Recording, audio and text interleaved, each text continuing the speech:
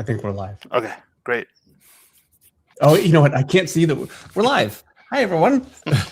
Welcome to another review stream. This is a continuation from Monday's review stream, which we're doing because we had such a great turnout, which I was very happy to see. We have such a strong community of incredible artists, and I think that all of you really showed just what a strong community we have, not only in terms of, just the people, but just the quality of art. It blew me away on Monday. I'm very much looking forward to seeing what people have today. We're going to go for just about 3 hours, I would imagine. It's kind of my guess. And then we'll end up having to wrap it up. There will be a point where we will just have to stop. I do hope to get through everyone, but if it comes to a point where we can't, we will have to cut it at some point. So I'm not going to keep you guys here for 20 minutes while I ramble on. We'll just get started. Here we go. Yeah. So what I'm going to do is, last time when the show ended, I just took some screenshots of those people in the waiting behind the scenes to get in. I see some of you all here, so I'm gonna pick you guys first, and then everyone else can start filling in behind that. And I think the first one, give me 1 second here, I think it's Sheldon Martin. So I'm gonna add him to the stage. I see Sheldon here. I added him. And you know why? It's not working. There we go. I had my screen maximized.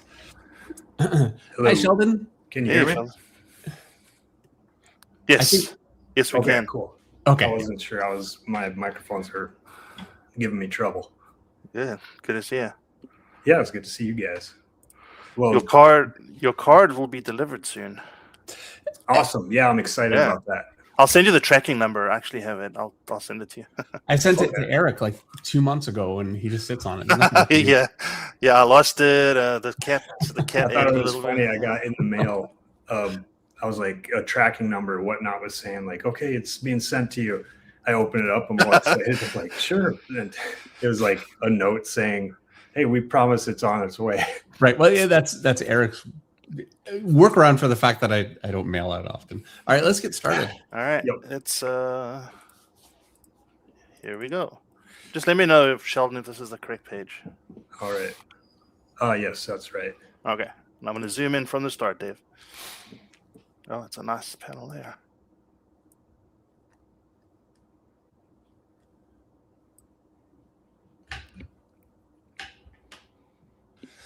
First of all, at a glance, the page is very nicely organized. Your darks and lights are very well done. It makes it really readable. I think the storytelling, for the amount of detail that's on that page, because it's a lot. There's a lot of things going on.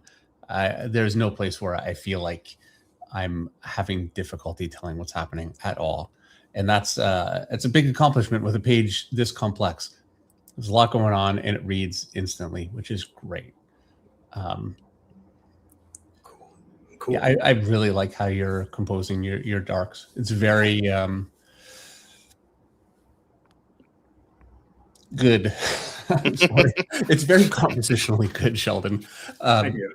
And it's a real skill to be able to pull that off. To be able to make lighting consistent in a panel, but then use shadow also compositionally. It's not the easiest thing. I feel like you really got the hang of that.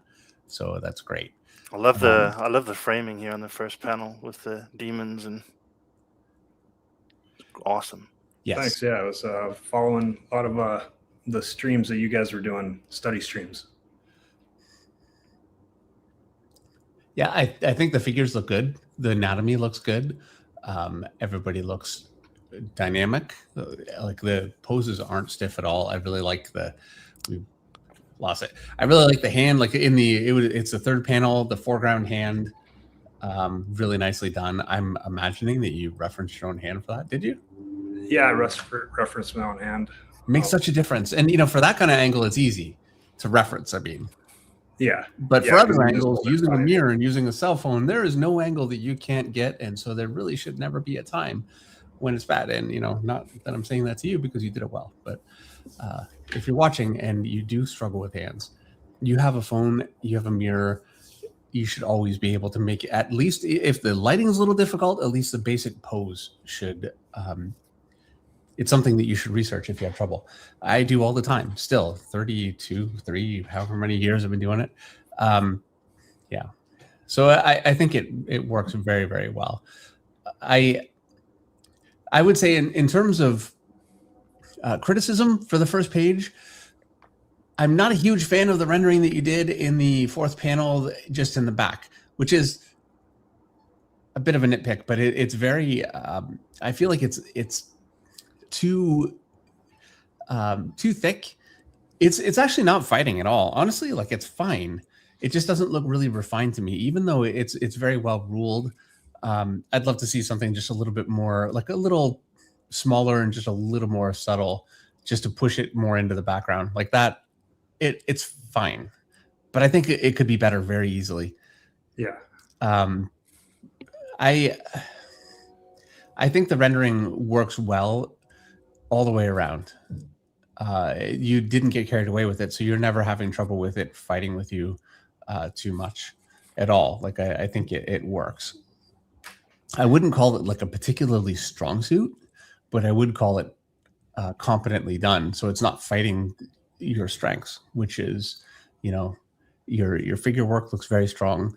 I do feel like I think that the line weights could be better. The line weights, generally speaking, are a little bit flat, and they're not bad. They're fine, but I think they could be a little bit more refined.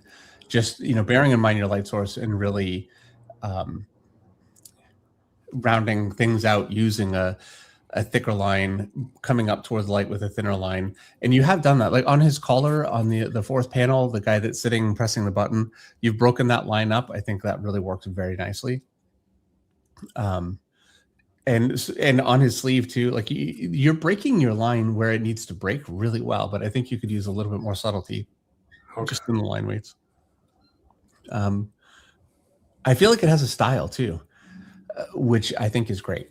The way that you're approaching things makes sense to me, and like it feels like I can see the style you're kind of going for with it.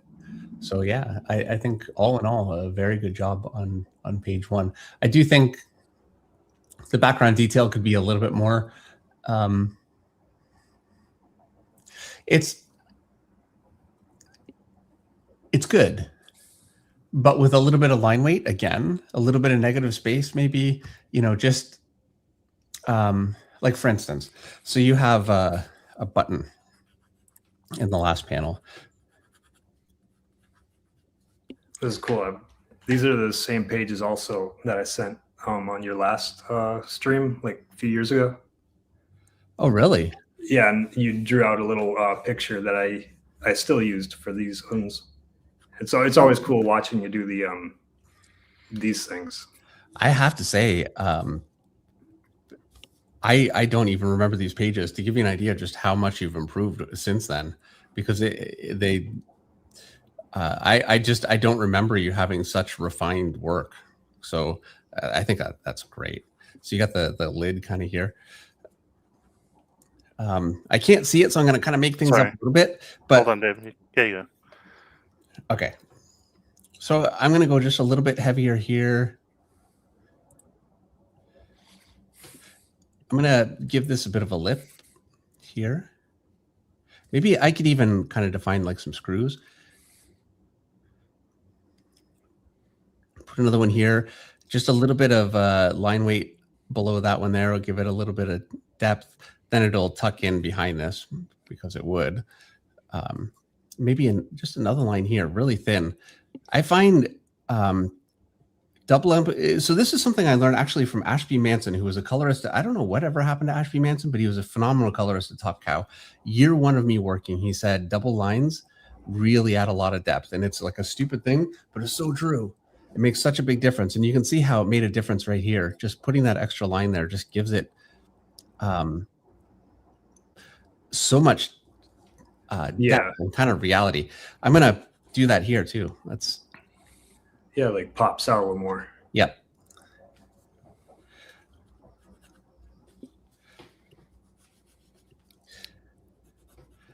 I could even maybe create like a bit of a recess in here, just like this. Oh yeah, okay.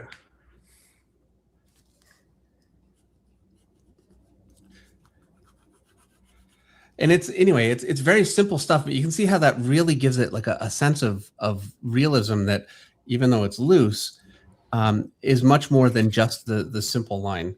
Like it very quickly turns into something more interesting, and it's not really extra work. It's not, it's what you have already. And that's, I'm not getting carried away with this and drawing a million things, because it's not the point. The point is just with, just a few little line tricks. You can, like, you've got these shapes at the bottom here. I'm just going to draw. You can see my screws are not lined up. I'm just going to quickly rough that in. And then I'm going to use a little bit of line weight just to kind of define those, and just do negative space for them. Okay.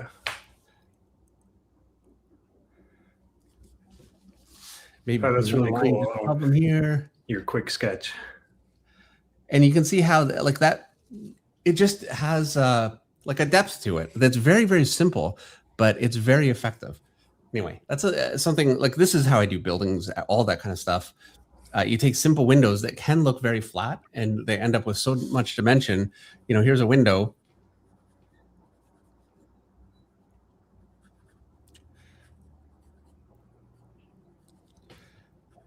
And it's very flat. But if I just line weight under here, here, that right away gives it so much more. And then if I double that line just a little bit, just give it like a little bit there, and it's such like, it's a trick I use all the time. So much so that you'd think it wouldn't work just because you're using it all the time. Like, how could it possibly keep working? But it keeps working. Like, see that? Now all of a sudden it looks like a much more believable window rather than just simple line. Okay. Yeah, I remember you giving that lesson a few times. It's funny when you study these things in places where you can use them, you kind of like overlook it. It's impossible not to, Sheldon. Like, you cannot help it, because you can't learn everything at once. Nobody can. So, what you've learned, I feel like over the last little while, is huge. So yeah, please don't, don't beat yourself up for the things that you haven't completely mastered yet, because nobody can. There's so many things that I certainly haven't mastered, and I should still be working on that. I'm letting go. It is a process, which is why I say you have to be so systematic about learning. Like, you really have to be focusing on, arms or eyes or whatever it is that you're focusing on. Just worry about that, while you're studying. And you grow, you have to, I think the quickest way to grow is to kind of grow slowly by learning, like really going in depth with things at once, and then moving on to other things, and then putting it all together and having it fall apart and just repeating the process. Yeah, definitely. Again, a really, really nice lighting composition. I love what you did with the figure at the top panel. Like, it really has a stylistic feel to it that I feel like is working with your work very nicely. It's a cool feel. Like, it reminds me of, it's like there's a feeling of an era of comics that you could say is out of date. You could also say that it's kind of the most popular era probably in comics, like the late 80s, kind of early 90s, and people just still love that stuff. And I feel like you're really capturing a lot of that. I think that's great. I do feel like some of the rendering on his body, the upper figure, where you just have the kind of rounded out squiggles, a little more loose than I would think you should go. It's not bad, but it's a little loose. Yeah, I got confused there. I wasn't sure how to, because he's supposed to be, appearing out of this fog. Yeah. I wasn't sure how to pull that off, so I kind of, that's what I could come up with.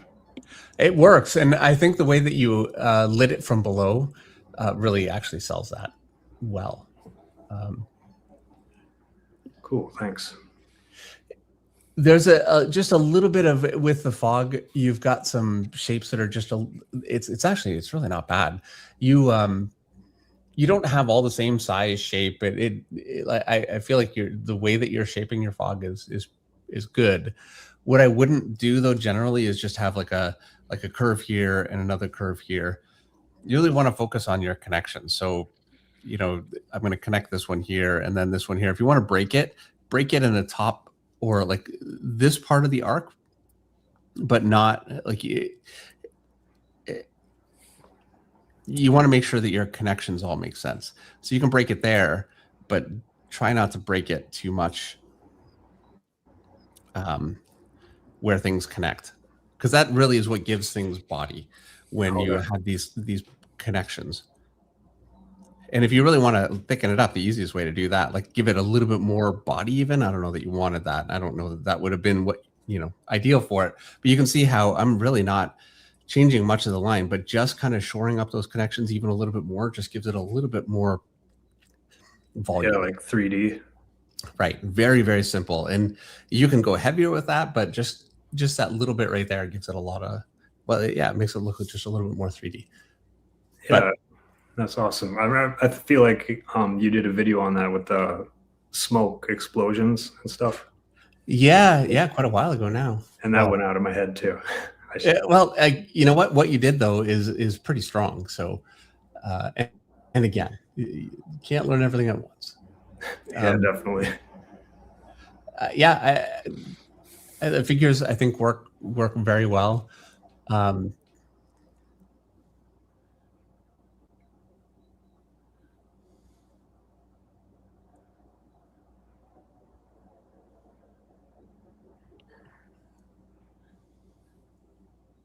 And it's a different scene for the last 4 panels. Is that right?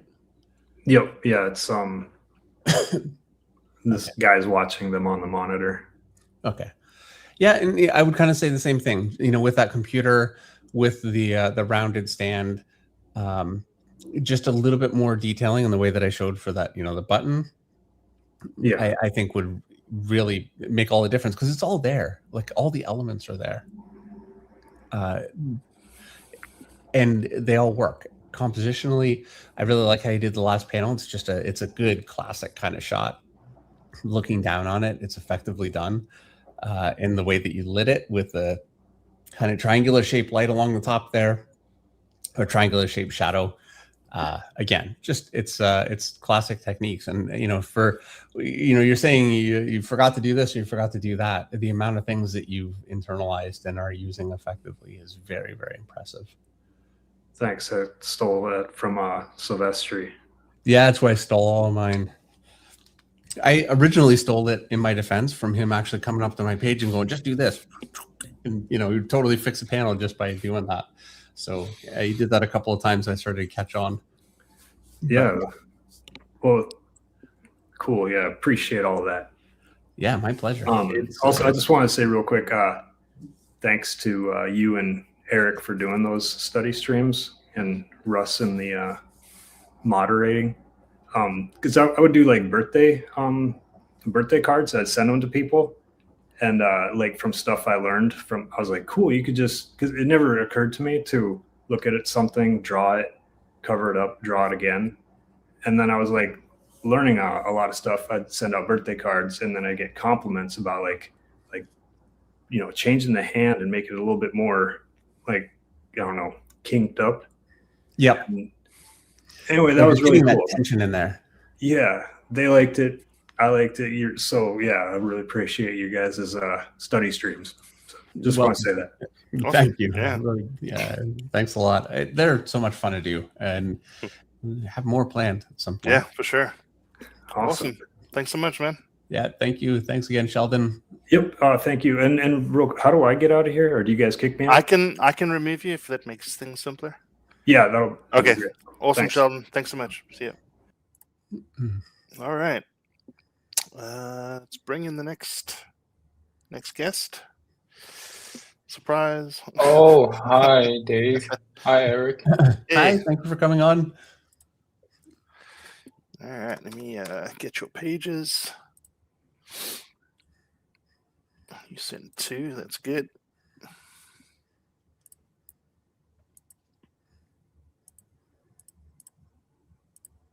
All right. Is this the first one?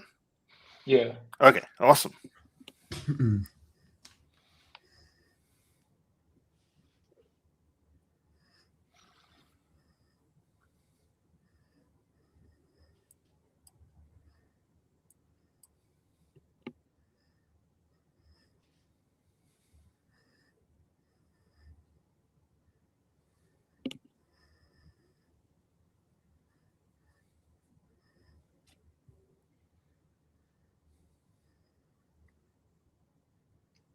All right. So largely strong work, first of all. I think it all in all looks good. The storytelling, I think, works pretty well. I will say, so similarly to what I said to Sheldon just a minute ago, those buildings I think would really benefit just from some of the technique I was showing with the window that I just did. And just very, very simply, just to kind of fill those out, they're not poorly done at all. And you do have some line weight going on. It could be stronger, and you could add quite a bit more depth to those windows pretty simply. Like they look a little bit like they're placed on there flat.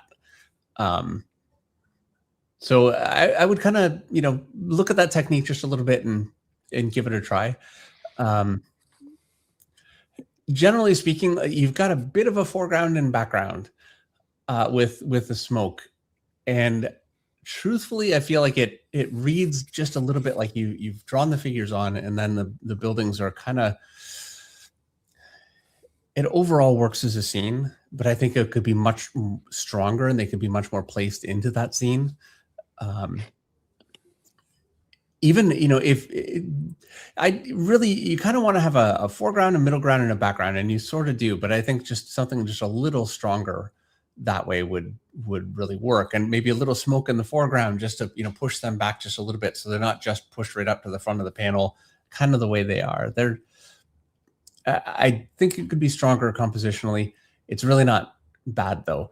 The front of the foreground gun the gun is in perspective. Well, the front is a little flat, so it kind of ends up reading like it kind of cuts off just a little bit. It's not a terrible deal, but just pointing that out. Another thing I would say is on the stomach, I can see that the middle figure and the figure to his right, the foreground figure, the lighting is opposite. So you've got your lighting coming from the right on one figure and then from the left on the other. And it's not overly intense lighting, so it's not really such a big deal, but it is there. And that kind of thing can take away from the overall, cohesive feel of a panel. So you really want to think in terms of where your lighting is coming from. There are times that when I draw something,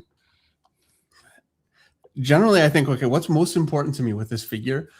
Is it drama, or is it clarity, or, whatever it is? And ideally all of those things. And I look at what lighting is going to work the best. And I'll light, let's say I'm just lighting from above, a pretty standard lighting. I'll light one direction or the other. A lot of times, if I have an arm raised and I know that if I light from, the side where my arm is, it's going to cast a big shadow over my face, I'm more likely to probably light from the left side just so I don't have to fight with that. But then the consequence of that is any other element in that panel also has to follow that same lighting. And there are times that I can end up paying for it, but that's just the way it is. You can't multiple light things because it's either you've forgotten, which certainly happens, or if it's more convenient, like you need to stay consistent with your lighting. It's not a big deal, but it is there. So definitely that's a bad habit of me. I don't plan all the things. I'm sorry? I don't plan all the things before I start. I kind of decide things halfway. Yeah, it totally makes sense. There's so many things it's like a lot of moving parts when you're drawing a picture. But I think maybe a bit of a mental checklist, like you draw the basic cartoon of the figure with no lighting. and then you make a decision about where your lighting is coming from. And if it's helpful, drawing an arrow just to remind yourself where it's coming from, and then always bearing that in mind when you draw your shadowing from every element of the panel. The difference that it makes in just kind of the believability, and you want people to be able to lose themselves in a scene and feel like they can be there. And consistent lighting, it makes a big difference with that. Really believable backgrounds, believable detail, consistent lighting, those kinds of things make a big difference in making something really feel like a lived-in scene. I think you're drawing everything well. Your faces are good. Your hands are good. I don't see anything that looks like there are a few things here and there, like on the bottom panel there. The finger that he has on his gun is very small on the trigger. On it would be his left hand. So it's a bit of a proportional issue there. Not a really big deal, but it is there. I think that your rendering is fine, but it certainly could be better. It could be a little bit more refined. Like on his hand in the middle panel, you've got some kind of striations coming up along the back of his hand, and those are pretty it's a pretty hard edge. It's not something that's really soft along the back of the hand. So you don't want to just draw lines, long there. So you really want to be aware whenever you do any kind of rendering, whatever it is, that you're defining the contour of that form. So really think about the contour on the fingers. I think the longer rendering works. Up here, I don't think it works quite as well, just because you're kind of pushing past the form, like the curve, just a little bit. So it's something to kind of experiment with, I think, and try to refine. That's another thing I think can help make a difference. His head is relatively large, by the way, in the last panel, in comparison with his hands. Generally speaking, anyway, superheroes have much larger hands, or just, comic heroic figures. I mean, these are the aspirational figures. They generally have larger hands. Well, they do always basically have larger hands than a real human. You don't want to get crazy with that, but hands that are too small can actually really distract. So you're better off to, I don't want to just say blanket rule, have massive hands, but you definitely don't want to have small hands, and they get a little small there in relation to his head. Okay.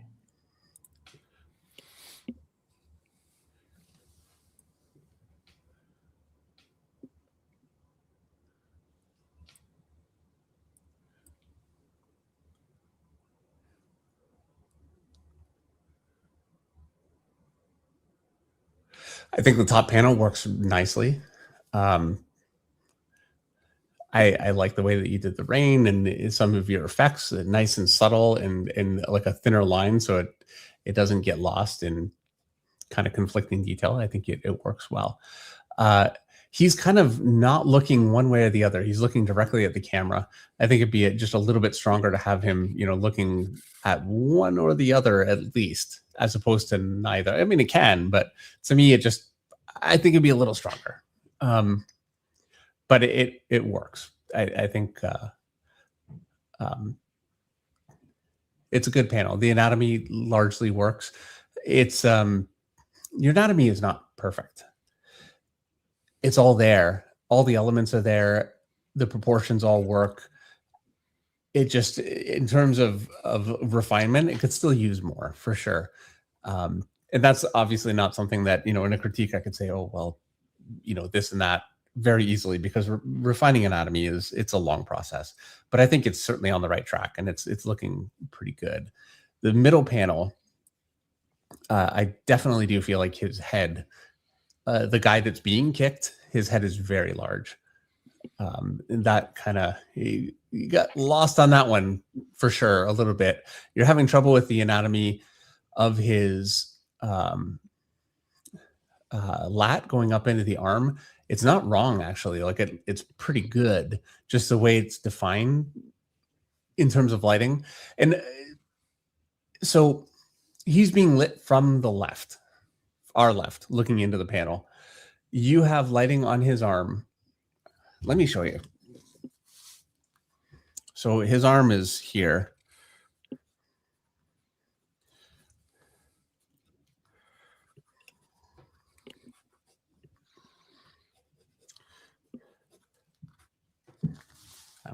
eye here. Basically like this. I'm not looking at it right now, so I'm kind of making it up just a bit. But you're being lit from here. And that's where you have the overall figure lighting. And that really means that just broadly, I'm going to make all this dark here. This will be dark. And I want the underside to be dark too. It gets difficult when you're lighting something like this from that angle. It is a little difficult. But if you were to light this muscle this way, it works. My elbow.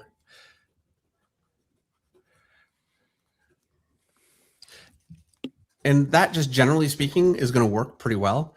What you have, though, if you go back to it,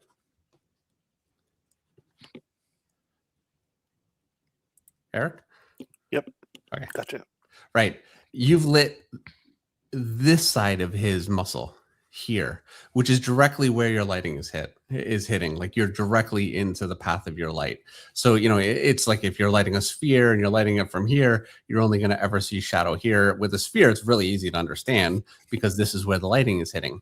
But if you imagine this being, well, this would be more like a tube, and it's not the easiest because it's kind of angled oddly toward the light. But you would be, at the very least, all away from the light. This area here would be, you could argue maybe that it would be dark all the way down to here because your lighting is coming from this direction. And that's fine. But what you can't do is light. You're basically shadowing right up into your light source. And so that's why that lighting breaks down on that figure.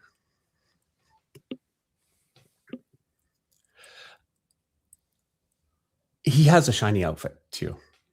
And that is a factor. So, and I think, if you guys have been watching this for a while, watching the channel for a while, you know that on something shiny, you end up with like a specular light. And just doing that, lighting on the other side, will create like a specular.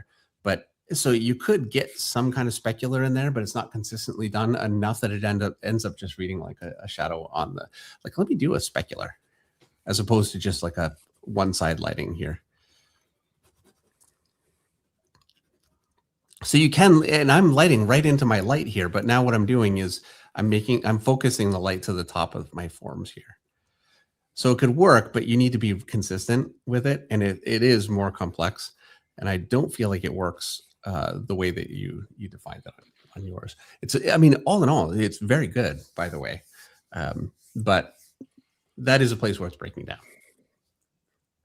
I think the next panel, he's up against the garbage there. It's a good cast shadow from his head.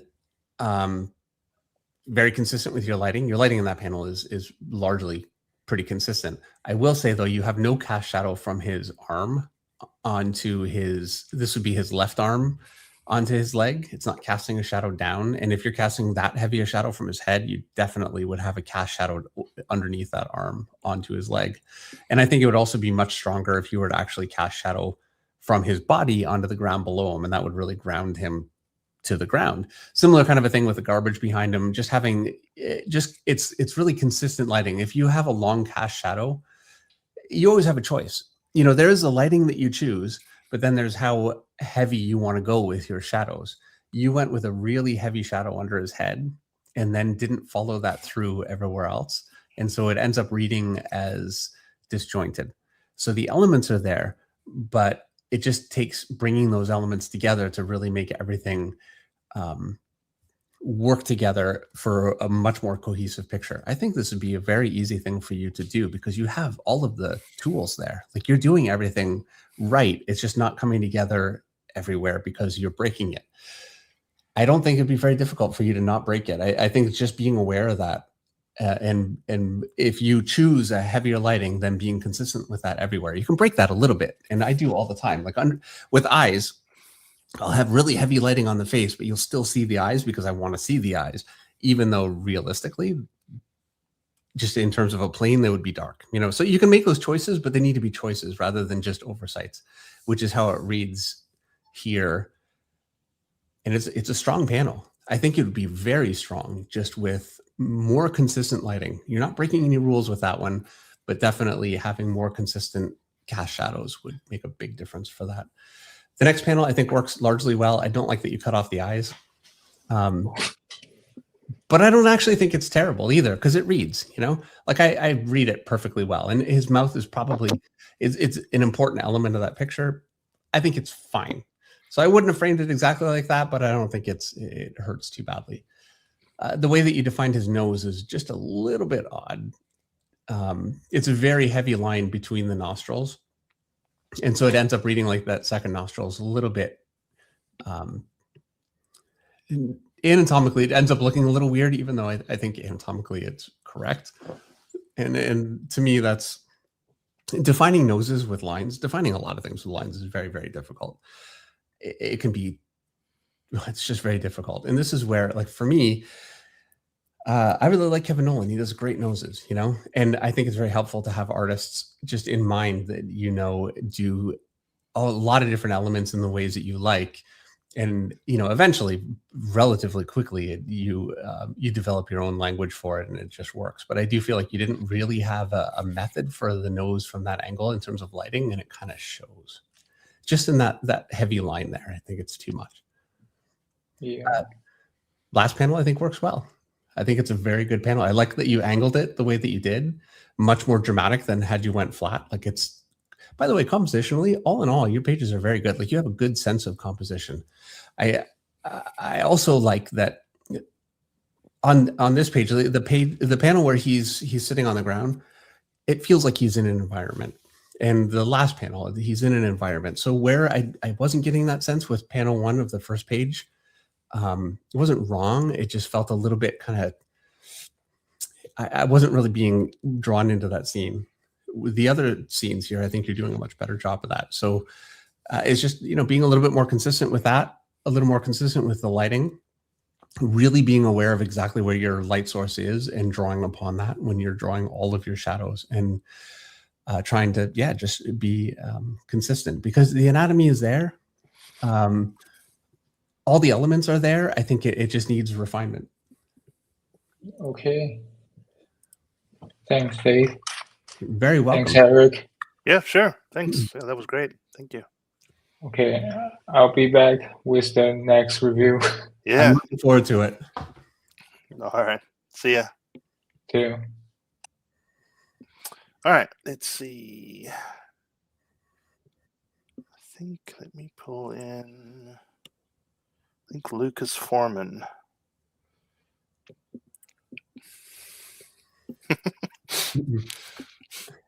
Hi, Lucas. I love the shirt. I think you're on mute, Lucas.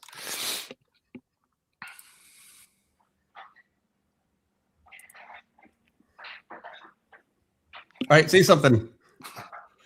Just so we know we can hear you. Can you hear us, Lucas? He might not be able to hear us.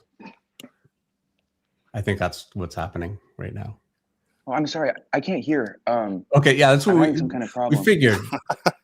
Okay. I'm going to ask if you can hear us now. And I'm guessing that is a no. So you might be able to just quickly try edit settings. You can edit without leaving. If you want to, well, he can't hear me, can he? No, he can't. Oh no. I don't know how to solve the problem. I don't want to kick him out because I can actually remove him and then bring him back.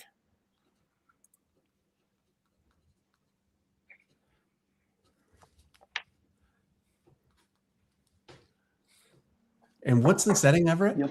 Settings. Yeah, I've got the speaker. Let me see. Okay. I did the speaker test. The speaker test says the speaker's working. Can you hear us now? Testing? I can. 1 second. Let me try and.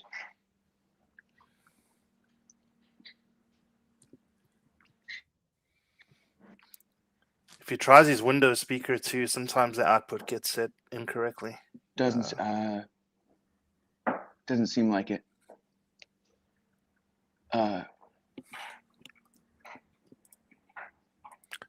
We can come I back. had the same trouble earlier. Something reloaded on the screen, and then it was working for a minute.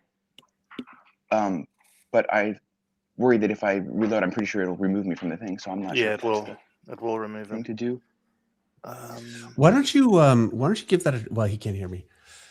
Erica, if you could maybe communicate with him. Yeah, I'll talk to him in chat. Just right down there. I'll message him in chat. As soon as he's ready, we'll bring him up next. Okay. Let's see. All right. I'll message him. Yeah, I'll try that.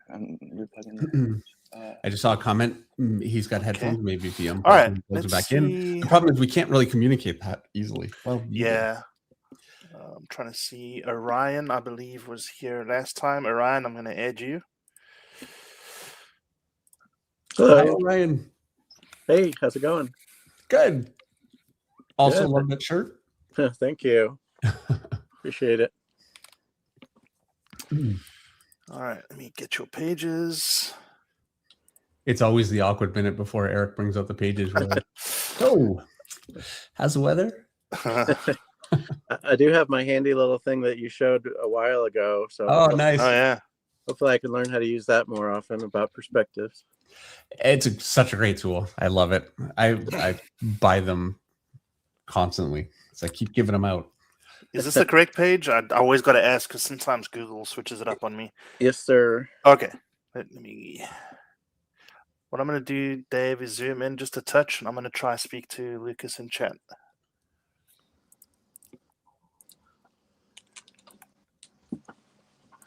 Sorry, what are you doing? I'm going to try to speak to Lucas in chat. Oh, right. Okay, yeah, got it. Yeah. All right.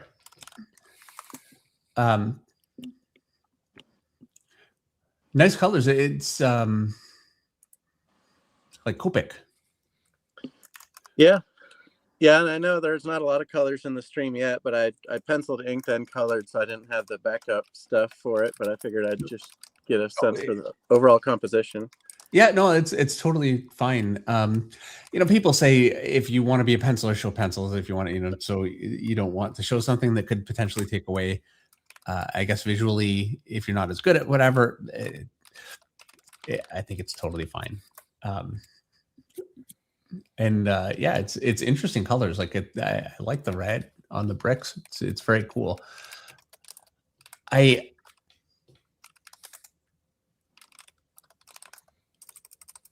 will say, okay, so there's composition that I think is working, and then there's composition that I think isn't. So in the first panel, you have a 2-point perspective, but you only have 1 point defined, and so it really fought you on the door. For instance, you have the top of the door angled down, but your horizon is below the top of the door, so that would actually be angled up. And so because you've only defined, and let me show you. So Eric is kind of gone right now. I'll draw it big. I got you, Dave. You got, okay. Yeah. So here's your panel. And you've got I'm going to just define the horizon just about here, draw out from that. I'm going to put my point here. And so this is basic. I'm just going to kind of eyeball it. This is basically your perspective coming from that. You can see I'm already. So why don't I eyeball my perspective? See how bad that is? I envy artists that can do this without a ruler and just eyeball it. I just can't. So that's close enough, right? So what you have on the other side, and then you've got your verticals. What you have on the other side is undefined. And because of that, you end up with a door that's pointing downward. And then your bricks on the bottom here are pointed almost kind of upward. Excuse me. So you're really losing it. What you need to do for that is come here. Because you have a 2-point perspective, you need to define your second point. And so I'm just going to define it here. I think that'll work. I'm going much closer with the second point because we're looking more at the wall. Anyway, it's the angle we've chosen. I really should have a better way of describing why I've gone closer with 1 point than the other. Really what it comes down to is, if I want to see most of the front of a square, then 1 point is going to be really far away, and I only see a little bit of the side of the square. That's just going to, as a result, make the second point much closer here. So 1 point would be closer, the other point would be much further away. So that's why we're doing that. So I'm just going to get this point kind of defined in here. And again, it's a mess. I shouldn't ever do this. It never works well for me. So now if I draw a door, though, I'm going to draw the door just to keep it simple, straight outward. So now my door is easy to put in perspective there. My wall is basically here. I've got my doorway here, which I completely, let me fix that wall so it actually connects to the door. There we go. Now, if I'm going to put something on the ground here, like this is my brick detail here, I can see exactly how that lays, no problem. I'm making a mess, I know, but you can see how everything gets really, really easy to place in the panel because I've got my both points defined. Well, all three, both points and then my verticals defined. It makes everything very easy. And because you don't have this point, everything going out at this angle, the other angle is getting lost. So in simple terms, that's why. All right. Yeah, I think I eyeballed that a little bit myself, so that's probably why it's a little messed up. But yeah, well, this is why I say never eyeball perspective. It's always a mistake unless you are a professional who's been doing it long enough. Because I mean, there are like Greg Capullo, he doesn't use perspective, but I mean, his stuff is perfect. Or I think my favorite background artist is Eduardo Rizzo, and he just does it, and that's great. I can't do it. But they're masters at knowing how to put all that stuff together, and they've done it, I'm sure, with classical perspective and the points and everything for so long that they can just do that. But unless you have that skill, you will end up with problems like you have there. It's just going to happen. So it's not a skill issue. It really is just a process issue. So you definitely need to use proper perspective. It will make a big difference. There's a car in the foreground. There's a figure in front of that car. Their sizing is getting lost for sure. And then your figures in the background close to that lamp are very, very small. There's really, basically what I'm saying is there's no relation in the sizing between your different figures based on where they are in perspective. On Monday, I had a similar angle on the last person that we reviewed. And I showed how you can use basically relationships using your perspective to make everything fit and be proportional across a page. And so I would recommend checking that out. I've got some videos on that too, but it is getting lost because you didn't do that here. So just in terms of sizing, and this is where something like that, and it's a shame when it happens because it takes the artwork that you're doing and it ends up fighting against the effect that you're trying to get.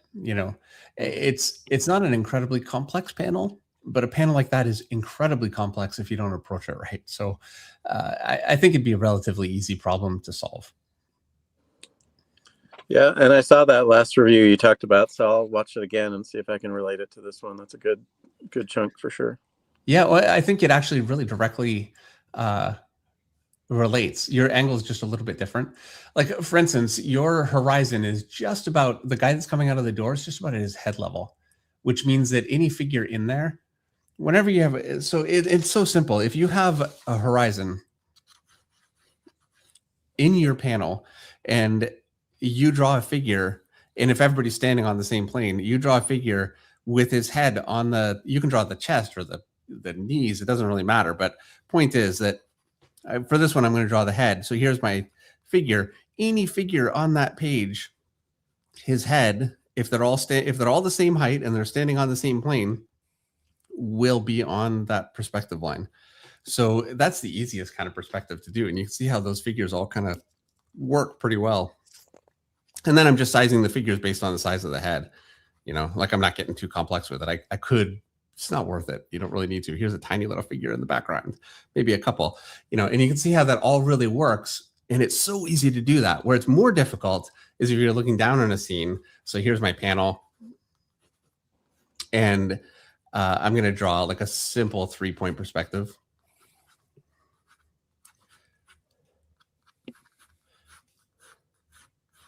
And then I've got my third point here. And if I draw a figure here,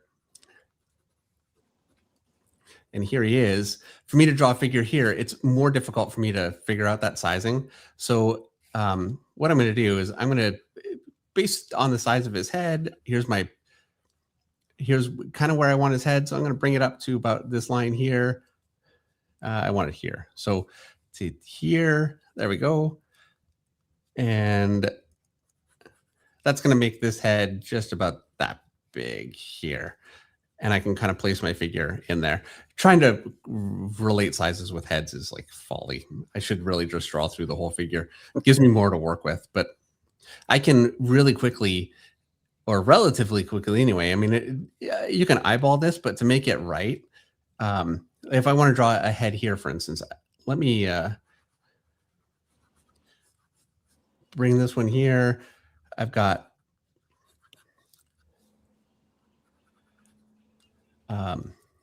that's going to connect right here.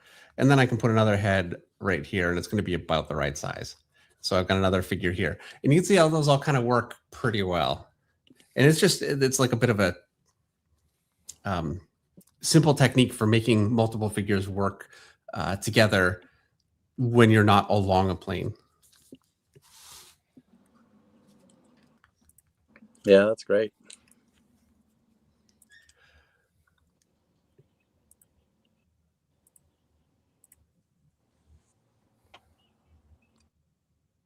So yeah, I would say, consistently, it's definitely something I would recommend working on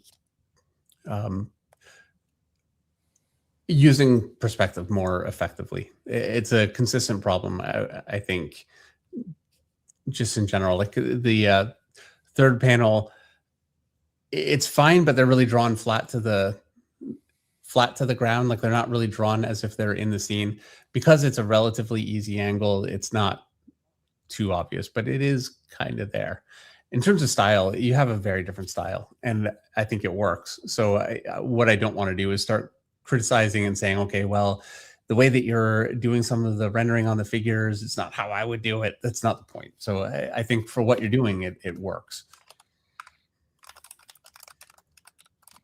Yeah, last thing I want to do is say, this is how I would do rendering on a figure when you're clearly going for a very different effect. All right, Eric. All right. There we go.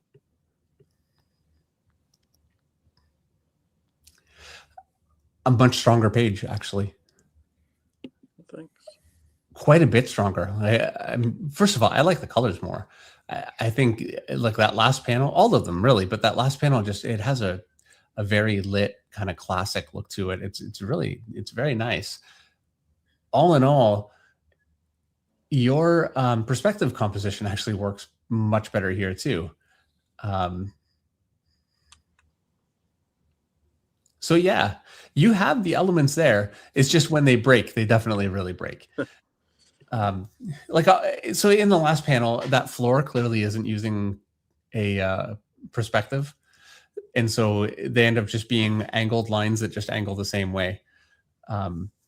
Your horizon, I would say, looking at the panel, is just about at their head level, pretty much. So if you were to draw a horizon from there and draw a point and then draw the lines on the floor from that point, you would end up with something that converges properly and read more like a floor. But, it doesn't stand out as a major problem on this page. Your tree in the thing, like in the last panel, is really well done. Like those kinds of rounds are very difficult to pull off at the right angle and make it look believable and right. And it just looks right to me. I like how you did that panel with her hand on the button. Just compositionally, it's like a bit of a different way to do it. And I just like it. It has a nice feel to it. And the first panel is very nicely composed. Like it's a great shot of a head. There's some emotion in the eyes, and I think it's very strong. I can see where you get away from the problems that you're having with those like compositional, not even perspective, really making those sorts of panels work. When you get away from that, the work is much stronger. So yeah, and the nice thing is perspective kinds of problems, like these sorts of problems, are, I think, much easier to learn than some other problems, like anatomy and figuring out how to make the anatomy look more natural. Like that stuff it's so difficult, whereas perspective really is it's like taking math. There are very simple rules that always apply, and so it makes it much more easy to get the handle of. All right. Yeah, no, that's good because perspective is the thing I probably struggle with the most, but I love to draw faces and scenes and stuff like that. But yeah, I'm glad you like that second panel. I was trying to go a little bit for a flashback scene, and that's why the colors were different. Mm-hmm. And kind of in the same vibe of like Jim Lee in the X-Men, the early X-Men era, where he would do flashback scenes almost all in yellow tones. Yeah. And from like the manga perspective, having black backgrounds instead of white backgrounds. So I was trying to focus a little bit on stuff like that. But I do appreciate the counsel about perspective, because obviously if that's not going to work, then the rest of the scene definitely can break a little bit. So I appreciate that. That's good. Yeah, well, it's so true, because what works really does work, but when you have something like perspective that's not working, it can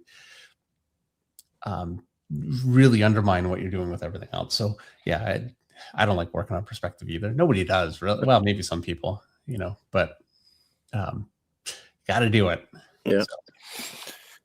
Awesome. Well, thanks so much, Orion. Yeah, thank you. Appreciate everything you do.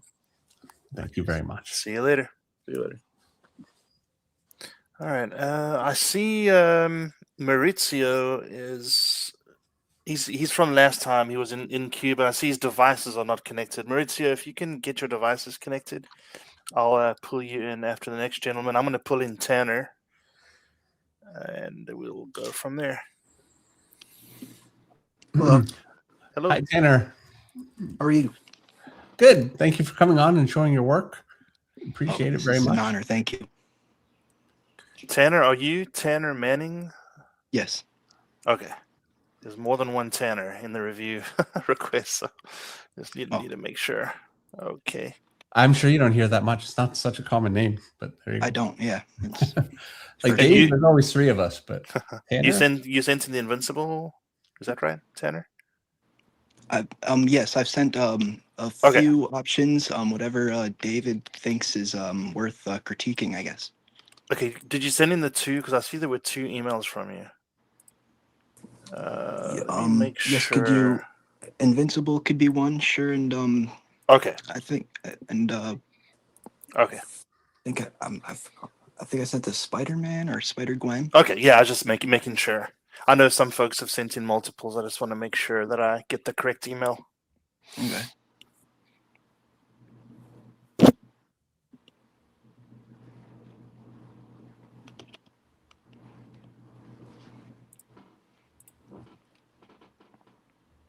Okay.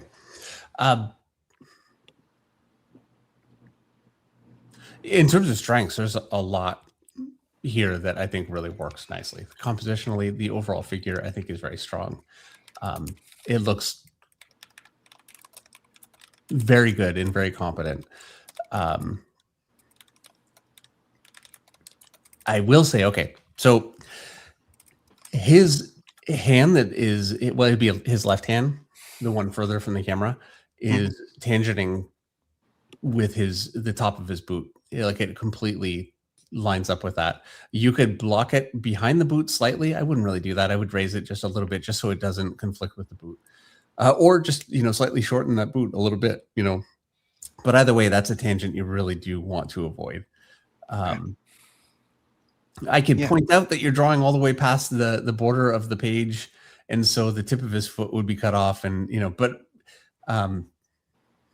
and you are actually, so that's something you really want to be aware of. You've drawn well outside the actual border, of the page, and it wouldn't be an issue. You could just crop it slightly differently, except you have the title in there that does line up with the page. So definitely be aware of, where your border is, and keep your figure kind of within it. The way his chest works, so because his arm is raised, it kind of pulls from the pec just a little bit. And I find with 3D models, a lot of times the chest can't really properly deform. And so that's something you really need to account for. If you raise the arm, I'll show you what I mean.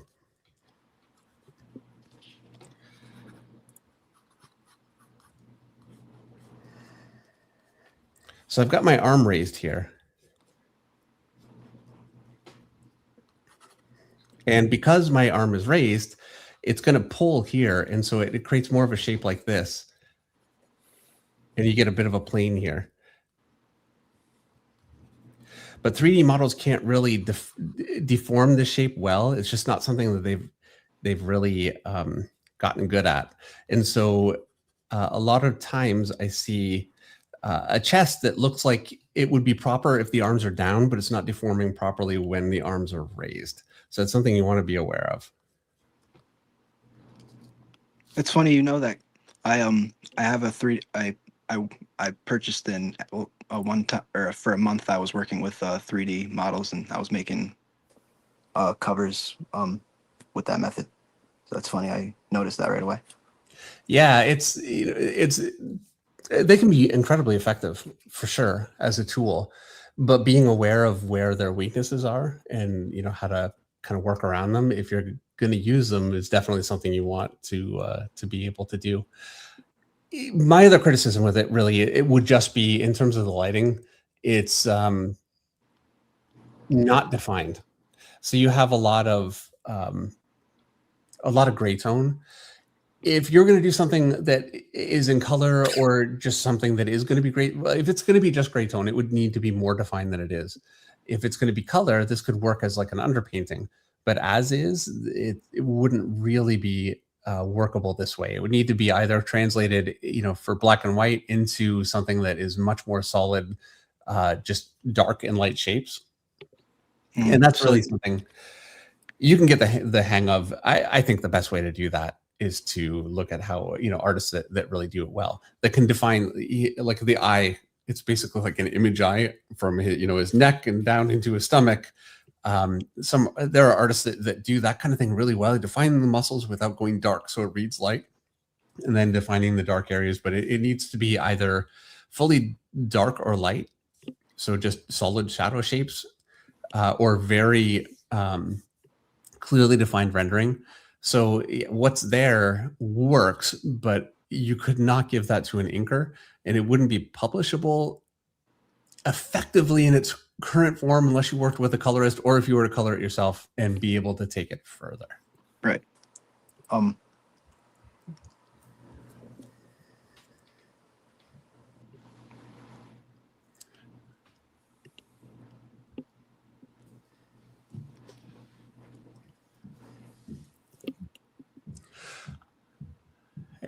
I think this one looks really, really nice. I think the figures look great. I love the way you're defining the shoulders there on Venom look really good. The arms look really good, nicely defined. I have the same criticism in terms of the lighting, the way that you're working. It's there. Your lighting works, and it looks actually there's a believability to the anatomy, it feels organic and good, but it needs to be defined much more cleanly. Like it needs, you need to work on drawing with solid shapes in order to do comic work, or to be working in color in order to do color. You can't do gray tones like this and get away with it. You would have to do it to the level of like a Jay Enceletto, where it's, it's like a finished piece done in grayscale. Okay. Yeah. I'm always scared to go in on like pencil tones. But that's definitely something I'll get to work on. I like to only use black where it should matter, but I know I have to improve. Well, if you're to color your own work, that's a big ask though, to do that for everything. If you're to color your own work, you could use this as a basis and take it really far. But yeah, definitely one way or the other, either going more for, a comic style where you have defined shapes in terms of shadow, or, going in color. I think the figures both work very well. Spider-Man looks great. The way you did the head and all the webbing, the eyes, it looks, and compositionally, by the way, I think is a really nice composition. This picture, it's very, very good. The buildings, by and large, compositionally and from the shot, it looks good. There are places where your verticals are coming off, and especially out toward the edges, you've got places where you've got one building angling up and then the next building will kind of shift over a little bit. And so, and any vertical is obviously like you've got some buildings angled different ways, but the verticals are always going to be along the vertical, and you're breaking your vertical on your buildings in some places. Yeah. So it's just not consistent. The city backgrounds just they take a toll. They do. Well, this is where using a grid will kind of solve that problem. It's a hassle to do a grid the way that I do. And my grids have a big limitation, and that is if you're going to do buildings at different angles or anything at different angles. Like I'm drawing basically a 3-point grid at most. And so if I draw a building that's like shifted to a different angle, all of a sudden that's a completely different problem. You'd need different perspective points and whatever. And I'll do that sometimes, but for the most part, I don't because of that limitation. So, but what you have here, if you had your third point well defined in that picture, it wouldn't have been an issue. And because it's by and large, like it's all there. It's just because it's not defined throughout the picture, you've lost it here and there. Yeah, I admit I freestyle a little bit, just a little bit. Yeah, well, and this is the thing about working, freestyle. You have the skill to do it, and the talent to do it clearly, and it's working, but it needs to be perfect in order to work. Any place where you break it, it breaks the picture. So, it's always a bit of a balancing act to make that stuff, really work. So, All right, but yeah, I really appreciate it. Do you mind if I show you what I'm working on currently for 30 seconds? We do have a 2-page limit. So that's not a problem. All right. Well, thank you very much, Tanner. Well, I do appreciate you guys' time. Yeah, thanks so much, Tanner. All right, you guys have a good day. Okay, you too. Bye. All right, I'll pull in Maurizio. I think he got his camera sorted. Hey. Hey, Maurizio, how are you? Good evening. Thanks for having me. Thanks for being here. Are you here from Europe? No, I'm in Mexico, actually. Okay, so you're in the same time zone. I was going to say, I hope we're not keeping you up until, whatever time in the morning. So that's great. All right. Maurizio, are you Maurizio Vargas or are you a Maurizio? Yes. Okay, there's 2 Maurizios. So. Oh, really? Yes. Cool. Okay, so I see 3 pages. Yeah, whatever 2 pages you want to review, I'm okay. I'm just saying the 3 because it's the latest pages I have work. Okay. Well, let me go ahead and share. And if you have preference, I'll cycle through them and you can ask which ones you want David to critique. Okay. So there's this one, Maurizio, this one, and this one. Which would you like? 1, 2, 203, or 102, or 103? Well, let's just start with this one. Okay. It's great. Yeah. Thanks. Yeah. Really nice. Wow, those faces are great. It's really good. I mean, it's incredible work. Thanks. You're making me blush. That's good. That looks good. Every figure, it looks very individual, and then it's such a wide-ranging group. Like you've got figures that are kind of animal-based and human-based. They all look so good. All your hands, the feet, everything. Like every detail, it looks perfect. Thank you. I think it's really very, very strong work. Go down, Eric. Sure. The hands are. I really like that hand there. Yeah. Yeah, all of them. Well, and that figure too. Like it's such a great figure. That foreshortening is really difficult to do, and you wouldn't know it looking at that. This is the thing about really, really well done foreshortening is it doesn't look hard. It just looks right, and that's how that looks. So Thank you. I couldn't point to anything in there at all that I would say there's nothing like the way that you did your hair too. It's very different, but like really cool. It's like clouds almost a little bit. It just looks so nice. You have such a thick line around that figure, which I'm always leery about that, but it looks great. I really like it. I think it's a great choice. It really pops her. Thank you. Yeah, that's the effect that I was looking for to make its name is Gloria. To make her pop from the page, like she's coming toward us. Mhm. So that's why I'm not really used to make those thick lines for the outline of the pictures, but I think that this works here because it's make her pop from the page. Yeah, oh, it absolutely does. I think she would pop even without it, because the way that you did the lighting behind her is so. And I'm not saying you shouldn't have done it. I think it's great, but the way that you lit the background behind with all of that kind of cast shadow along the walls, that's something I could never do something that complex, because I work really in black and white, and it would just end up being like so much would get lost. But because you're using that mid-tone as a shadow on all of your backgrounds, it adds so much to it. Is this planned to be printed? It's not black and white. I guess it would be like a 2-color with a little blue. Is it planned to be printed that way, or would it be colored? Well, it's planned to be printed in black and white.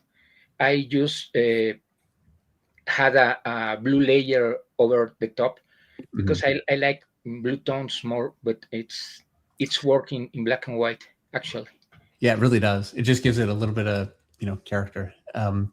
Yeah, amazingly done. It looks like for a lot of the backgrounds you're using 3D. Yeah, I'm using SketchUp. I really like to.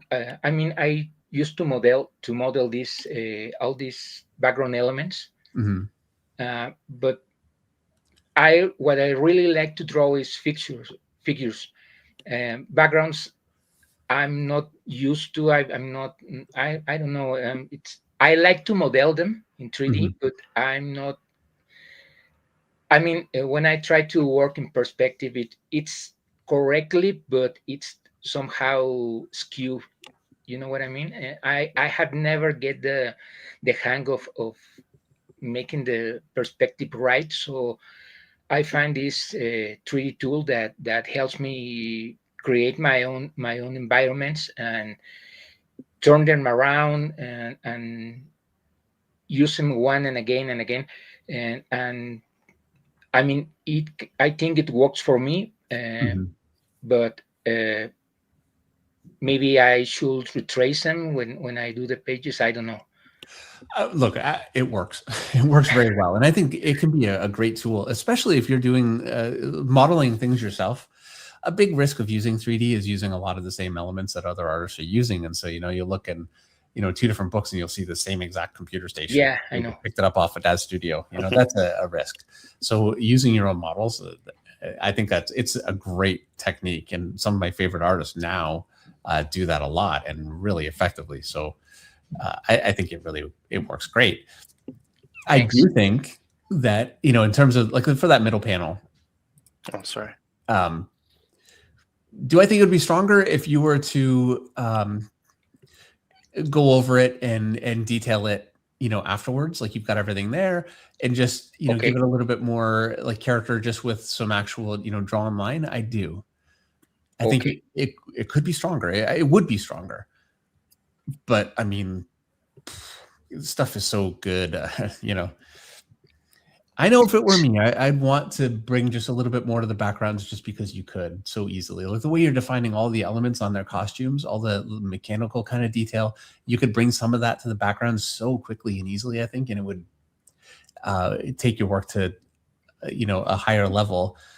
I'm saying that to an artist that is incredible, and I'm a fan of what you're doing here. So I say that like with reservations, but no, I mean every opinion you have it's welcome. I mean that's why I'm here to get your feedback.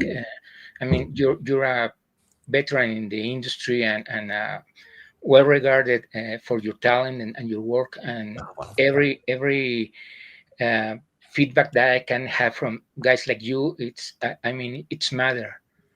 Well, thank you. This is being published, right? Is this being published? It's not published yet. It's still a work in progress, but I'm there's going to be 12 to 16 pages of this. This is for an anthology that we have been working with friends of mine. We've been working for about 3 years now. it's an anthology of different characters, and this is going to be the last story for these particular characters. We hoped we get them ready as soon as possible this year, but it's because it's a passion project. We're planning to crowdfund it to get it print, but it's in black and white actually. Well, it's great stuff. All right, next page. Cool. Which one? This one or this one? Sure. Yeah. Doesn't matter. All right. Okay, so I guess my next question will be: you've done professional work. Well, I worked for about a decade as a storyboard artist. I'm still trying to break in the comic book industry. So far, I have been unlucky on that part, but I have worked on many indie projects. Most of that, since there are indie projects, are crowdfunded, and sometimes it's the lack of funds to keep them going, Yeah. But I'm confidently sooner or later I could break in small publishing house or a larger one. I hope I can do it this year. But yeah, well, I'm still trying. I'm looking to have any opportunity in the industry. Yeah, well, I have every confidence in the world that that's going to go very well. Thanks. I think that having this workout, it's going to get some attention. I mean, it's incredible. Like that, I want to say, like that last panel, the way that you did every panel is so good, but that is so nicely done. Like so beautifully framed. Every figure looks great. They're very dynamic. I love the costume designs. Thank you. Which is, it's such a tough thing nowadays because there's just so much design out there that to have something that actually has an interesting feel is very hard, and they do. That middle panel is like, it's masterful. You say you're a storyboarding artist. Yeah, Did you model? Surely you didn't model all that, did you? No, I find different buildings. Okay. I It's like, wow, that would have taken forever. Oh, yeah, it will take forever. I mean, Yeah. since it's going to be a wide angle scene, I mean, there's no need for too much detail on the Right. building. But yeah, it took me a time to put them all together and find the right angle. But yeah, in this case, I tried to. I was looking for buildings from different models and Frankenstein it together. Yeah. I mean, you would have been out of your mind to model all that. Okay. Yeah. Yeah, and it looks amazing. The way that you use the smoke in there, also just to kind of push that back, and the dark on the face, like it. I could definitely see you being a storyboarding artist having like such an incredible compositional skill. Thank you. Yeah, it translates so amazingly. Yeah, it's great stuff. Like I don't even have a comment that I don't know what to say about it other than it looks great. And even the second panel, you've got that whole top of the panel empty because you're going to have a lot of dialogue. Yeah, and that kind of planning is really nice to see. I don't plan anywhere near as well half the time, and my stuff gets covered by balloons all the time because I don't. But yeah, that's very well done. And so on a blank page without dialogue, it reads like empty space, but on the actual page, it's going to be very clear and very, very strong. Yeah, I'm actually sometimes don't calculate correctly the amount of space the word balloon will take. That's something that I need to calibrate more. But I try to leave as much space for the lettering whenever it's possible. Well, I guess we're not going to look at the third page because we have a rule, and I regret that rule very, very much right now because I want to see the other page too. No, it's okay. It's okay. I understand, and there's a lot of guys waiting for their time here, and I'm glad you have time for my stuff. Well, yeah, it's beautiful stuff. It's Thank you. incredible. Like just a pleasure to look at. So yeah, thank you very, very much. No, Yeah. thank you guys for this space, for this opportunity to have all of our work displayed for people to see and to have your feedback. It's always welcome, David. Well, thank you so much, and thanks for being part of our community. Yeah, good stuff. Thank you. It's actually the second time I'm here. The last time you kindly review a couple of X-Men pages I send you, and well, I have tried to put all the feedback you give me back there into these pages and into my work after that, and it's incredibly useful. I'm so glad. I wish I had more constructive feedback now, but I don't know what can I say to art that looks that good. There's Thank you. only so much I can say. I got nothing. It's just so good. Thanks so much. No, I appreciate your time, guys. Caesar would like to agree. He just said you did a good job, and you really, amazing stuff. So thank you very much. Thanks so much. Thank you. Have a nice evening. Bye. Okay, bye. Bye. Thank you. All right. I was gonna try pull in Lucas Foreman again, but I do not see him, sadly. So we'll keep going. I think Michael Gardner. You still good, Dave? Okay. Yeah, oh yeah, I'm good. Okay. Michael Gardner. Let me pull him in. Hello. Hello. Hi, Michael. Thanks for coming on. I appreciate it. Yeah, thank you. This is really cool. A little more nervous than I thought I'd be.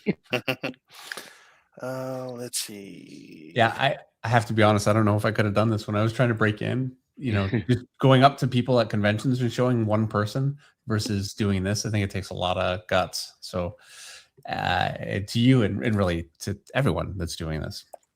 Yeah, it's a big step. So many artists, so many really talented artists never want to show their work to people because they're afraid of it, which I understand, but it's not the way to grow. Yeah, there's some really, really good artists that come on here. So there sure are. Yeah. And you sent the final boss pieces, is that right? Yes. Okay. All right.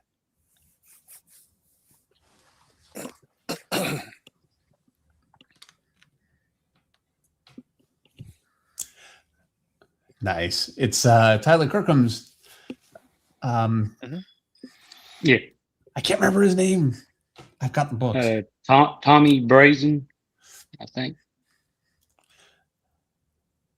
There's a lot of power going down into his hand. I think that definitely shows. I think that looks great. You are doing tonal work.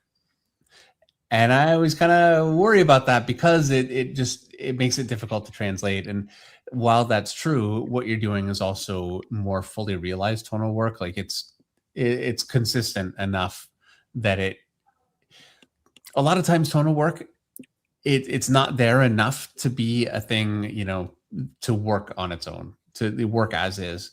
Whereas I think the way that you're doing yours, it works for what you're doing, as is. So I think that's good. I mean, he's really coming off the side of that page. He's got the leg kind of coming off. His arm is really coming off. And I want to say, oh, you really shouldn't do that. It's like compositionally, it's not great, but it is. And I think it works, actually. I don't think it's a problem at all because, the focus is really on that hand, and his head and the hand compositionally work nicely. It just, I like how, the ground naturally would really break up from his hand. So all those lines kind of focus in on the point of impact. And even the way that you've got the shards above, they're all kind of curving in and focusing in on that. So I think the image has a lot of power to it. Thank you. I will say that, anatomically, definitely there are things to work on.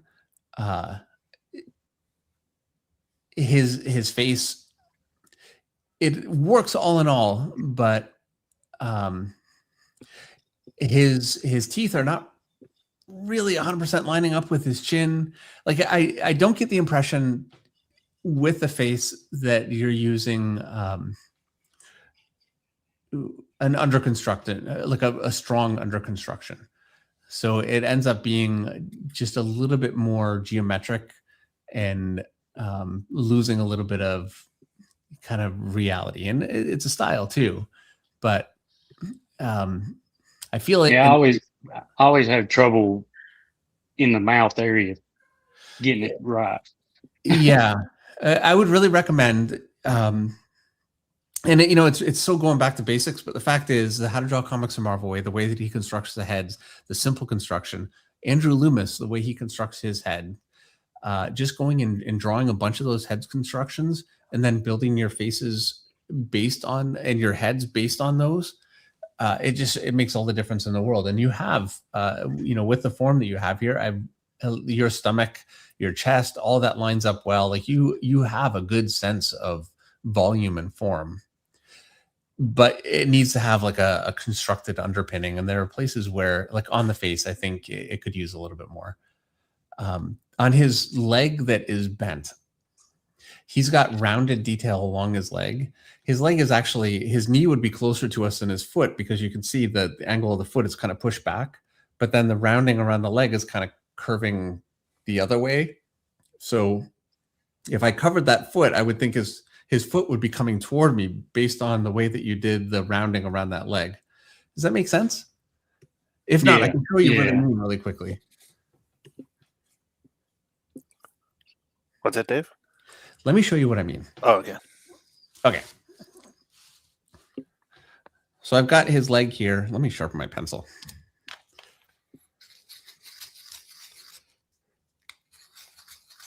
I'm down to one sharpener, and it is so dull.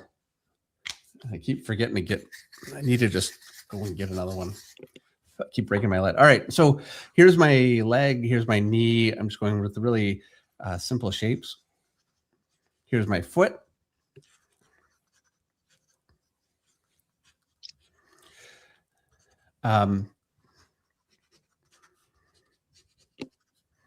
So you have the top of the foot going like this. And that means that this is a tube that essentially, if I just drew it as a tube under my picture here, that tube would be angled like this. And your foot attaches to the bottom of that tube, And so I would round that tube all the way around like this. And it has to follow that in order for your rounded detail to round around the leg and keep it. I mean, any depth that you create on a 2D, like on a flat piece of paper, is always going to be an illusion. And so this is the way to maintain that illusion. What you have here is you've kind of rounded this way. And so it's breaking that illusion. In order to round this way, you would have a tube that is coming out towards you, and then you'd be rounding around it like this. So the bottom would be closer, and then your foot, actually would be like sticking out, and then your back of the leg would be like this.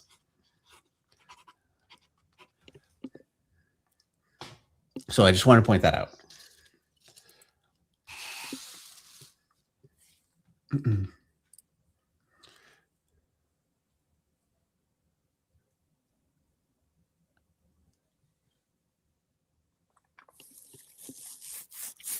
And I was going to ask you about because the way I shade, how do I take it from doing the tonal work that way to doing it more of that would be better for a comic book style, like if that makes any sense? Truthfully, there's no one-to-one way to really just go about that, because it doesn't really correlate completely. I mean, it does. You're still using light and dark, but using solid shadow effectively, it's kind of its own study.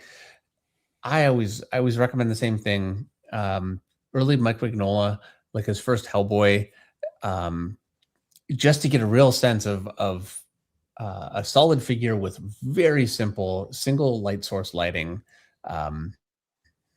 and just drawing some of that and trying it. because it can be a bit of a mindset, and you try it a couple of times, and it's amazing how it starts to make sense. Once it does, you can really start to get a handle on how to, think that way. I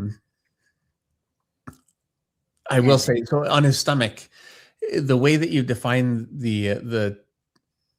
his rib cage, just above the stomach, you have a very thin band of light. So you've got a shadow. It's casting a shadow down over the stomach, and then you have a thin band of light just on that edge along that ridge.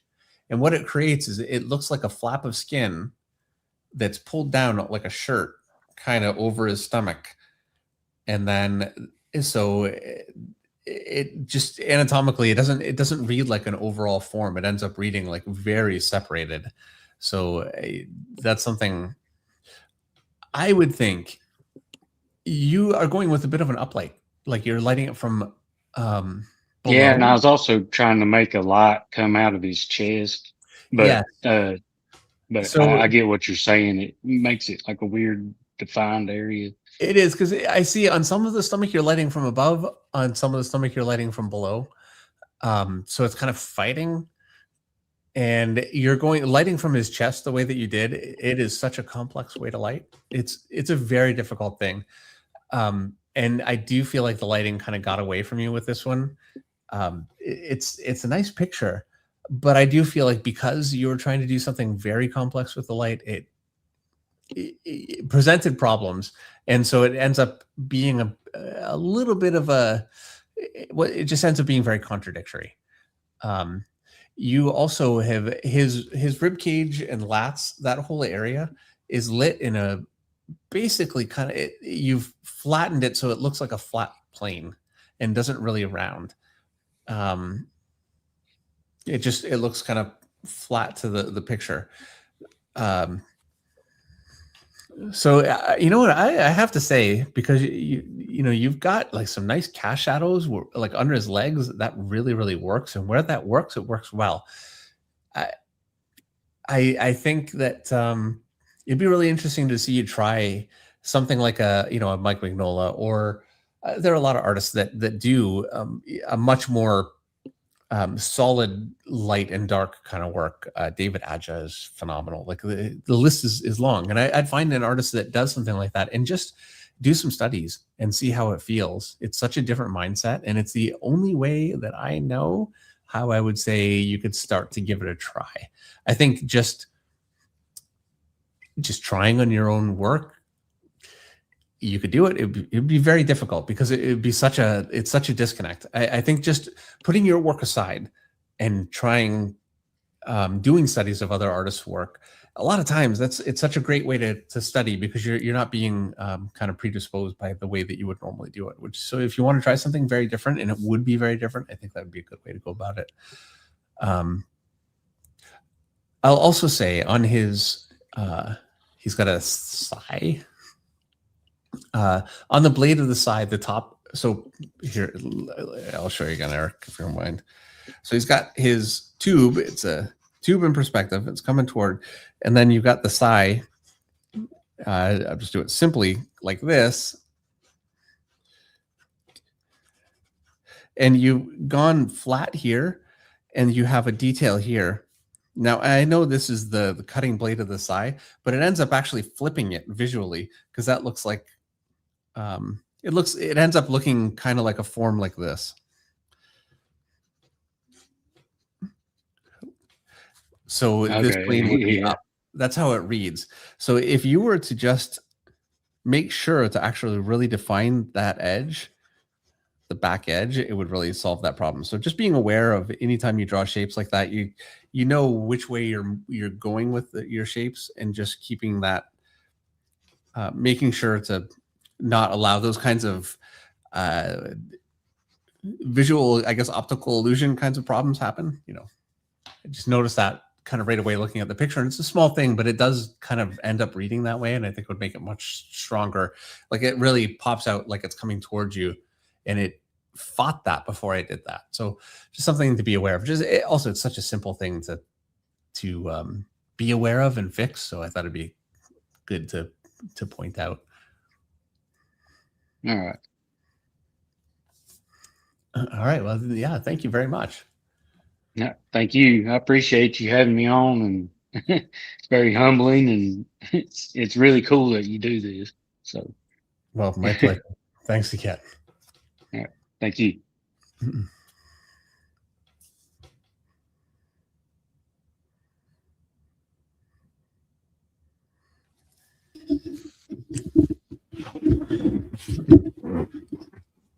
Hey guys. Hi, how are you? I'm great. How are you doing? Good. I love critiques. I love being participating. I love giving critiques. I think it's the most constructive thing we can do as artists for each other, and not enough people do them. So thanks for doing this. I have to admit, I'm always afraid of critiques. I'm like, oh, and it is. I grow the most when I have somebody say, "Hey, you should work on this or that." And yeah, it's so important, but it's hard. Yeah. Hard for me, I have to admit.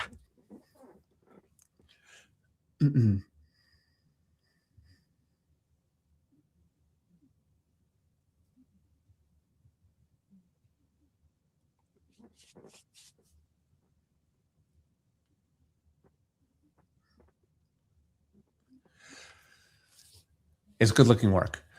Panel 1, that perspective works perfectly. I love the way you cast a shadow under the guy there. It's such a simple thing, but it really just grounds him right where he is and places him there. I almost think without that, I still think it would have worked. I'm covering it with my finger and closing an eye. But that just really, it just places him there. It was a great decision. And, obviously, it's a very simple perspective. It's a 1-point perspective, all in all. But you did the doors properly. They work. They're done properly, and the depth that you get from that is very impressive. I think it looks great, and I just like how you compose the picture. Her head in the foreground there, I think it wouldn't be anywhere near as strong a panel without that. It makes a big difference. I don't see a single place on here anywhere where you've ever made a tangent. So, clearly that is something that if you ever did struggle with, you don't now. It's something that drives me crazy myself. So I'm very cognizant of tangents and try to avoid them at all costs. Yeah. Oh yeah. It's, I'm looking at like the elbow of the guy in the second panel, the smaller guy along the left-hand side of the page. Mm-hmm. It's just drawn through enough that it works perfectly. And that would have been it would have been easier to tangent. So, places like that, it's nice to see where I can see that it's, clearly you know how to avoid that kind of stuff. So it's great. Thank you. Really, really strong figure. My favorite figure on the page, I would say, is the central figure of the second panel. It's got a lot of power to it. I think it really works very, very well. All in all, like every figure works. Like they're all good. I just like the figure. Thank you. And a nice sense of line weight for figures that are in the foreground versus figures that are further back, so everything separates nicely. I think it's strong. I would say the third panel, this is such a nitpick, but arguably could be considered to be weaker, I would guess, only in the sense that his head is kind of centered in that panel. Just a little bit, it could be compositionally maybe just a little more offset or, something. It's so not a big, like it's a nitpick. And the head itself, I think, works well. The expression is good. Like it's, it's a nitpick. The last panel, I think it works great. Okay,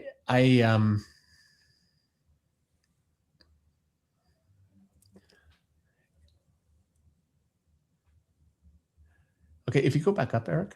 Sure. A little bit, just in the middle.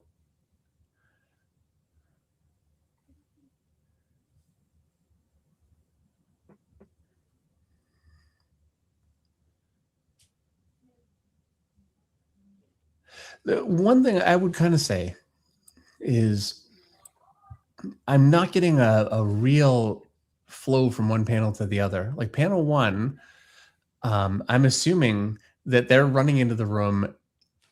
And this is not page 1. So No, yeah. I'm assuming there's a panel that precedes this, so you see that they're coming into the room, and now you're seeing kind of the opposite angle. Yes. And because I'm not seeing that, I didn't really see the connection between panel 1 and panel 2. Right.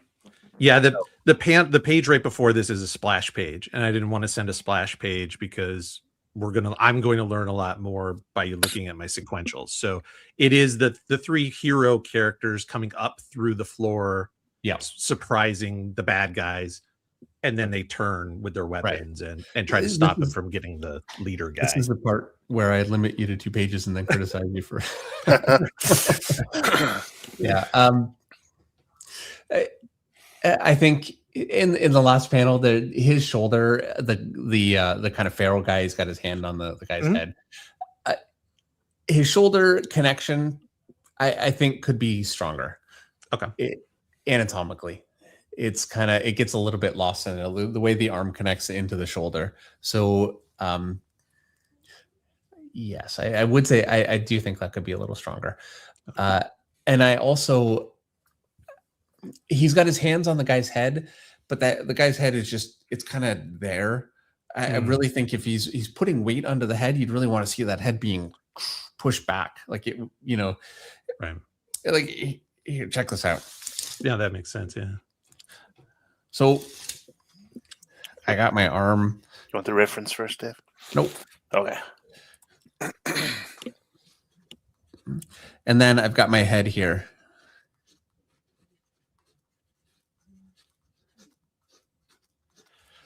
And the guys.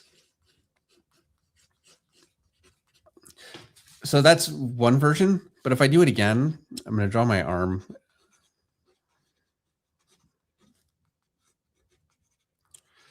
Basically the same thing.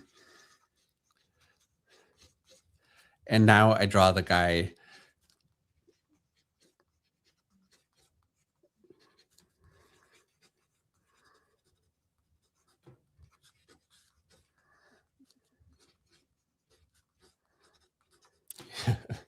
It's good I have an eraser.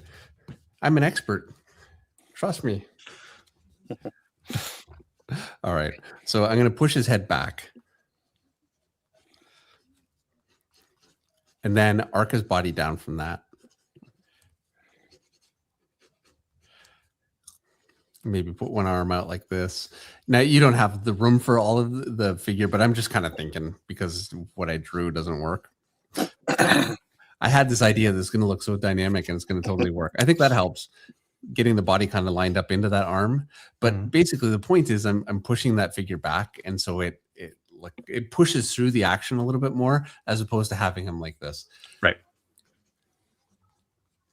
So that's kind of what I was thinking. That's what I'm trying to get across. Yeah.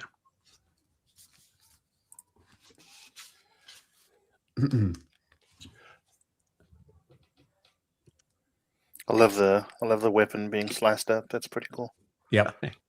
All right. Now there is that gun. I think would benefit from a ruler. Like the tip of the gun, it looks a little soft because it's not ruled. Some of it, I think that would help. And I do also think the top of his hair there, honestly, that panel, like his lower leg, the way that is drawn.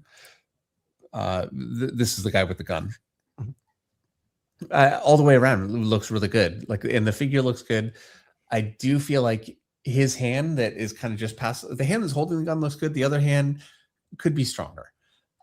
You're kind of losing the shape of the fingers there a little bit, like that. His index finger, the shape just kind of gets a little lost.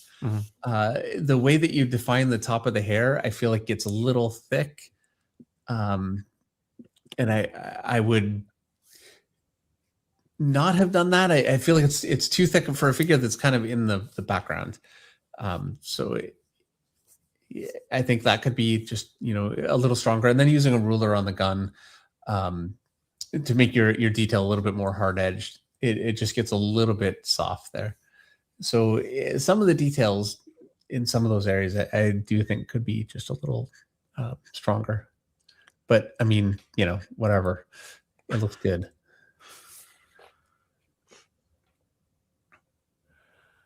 Yeah, that last panel, very nicely done.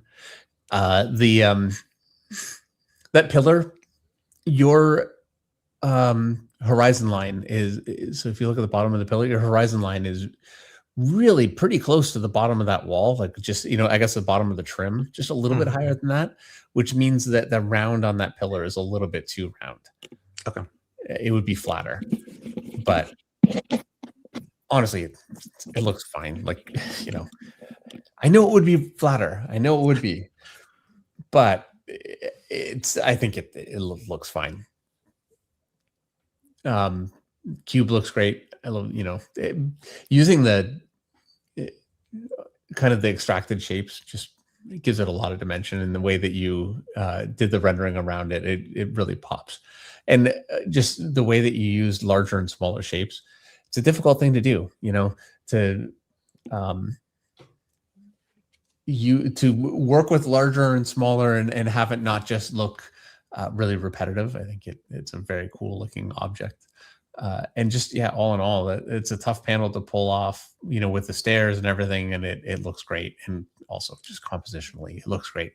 You have them, so you've got your first panel, your second panel, and then you've got the figures directly below on the second panel, and just like from a storytelling perspective. And then so you come down the stairs, and then you're leading down to the stairs outside of the right of the panel. So just, I guess what I'm saying is compositionally very strong, like and I think the whole page is really pleasing to look at just because the way that you arrange that panel just really pushes the eye quickly through the page. It's great. The second panel, his face, I do feel like you kind of, so where you lost the face a little bit is his ear placement. With the angle of the head, if you were to draw lines from his brow up along, his ear would be higher. Like it's drawn kind of along, like basically it's drawn flat to the page between like where it would be on the eye, but it would be lifted because the top of his head is lifted up. And just because you've got the face angle down, you'd see a little bit more of the top of the head, and you kind of don't a little bit. So you've got the face works. If I cover the head, the face works, but the head is drawn more like the face is a little bit more flat to the camera. It's not super turned down, but I think it kind of gets just a little bit lost in that head, just a bit. Hand looks great, in the foreground.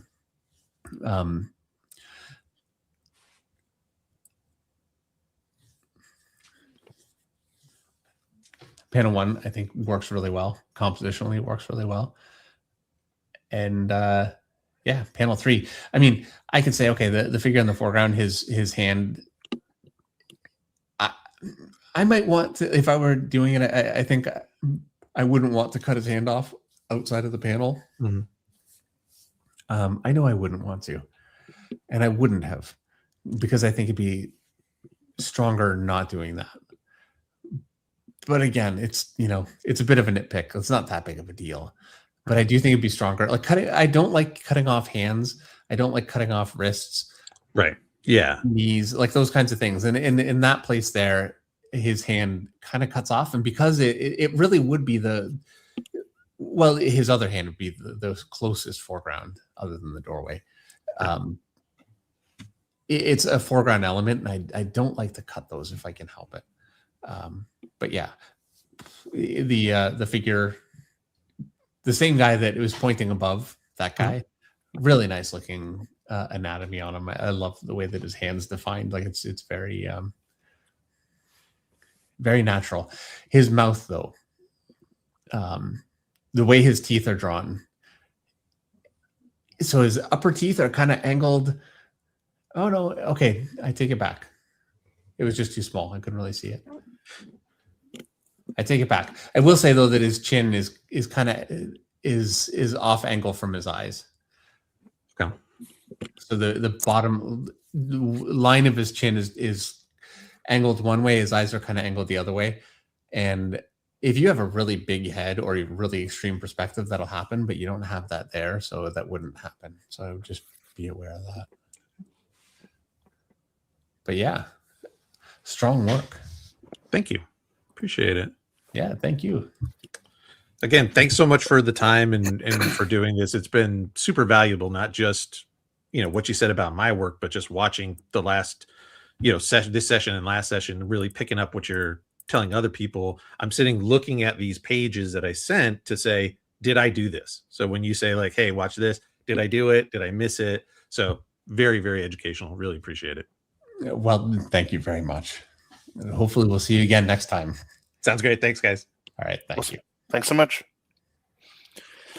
All right. I see a gentleman from last stream, so I'm going to pull him in. Martial Arts Studios. I'm going to pull him in. Hello. Hey, doing Hey, doing Dave? Yeah. Look for your. It'll be under Joza. Yeah. Okay, I got that. Okay. Let me. I'm kind of taking it away a little bit from sequential to the painting, if you don't mind, Dave. Oh, painting. No, not at all. Because I watched your Ariel Olivetti Bane painting, and that was massively inspirational for me. So I did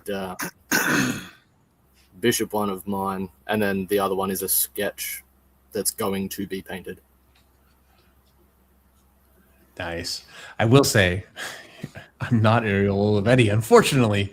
So he's really the expert. But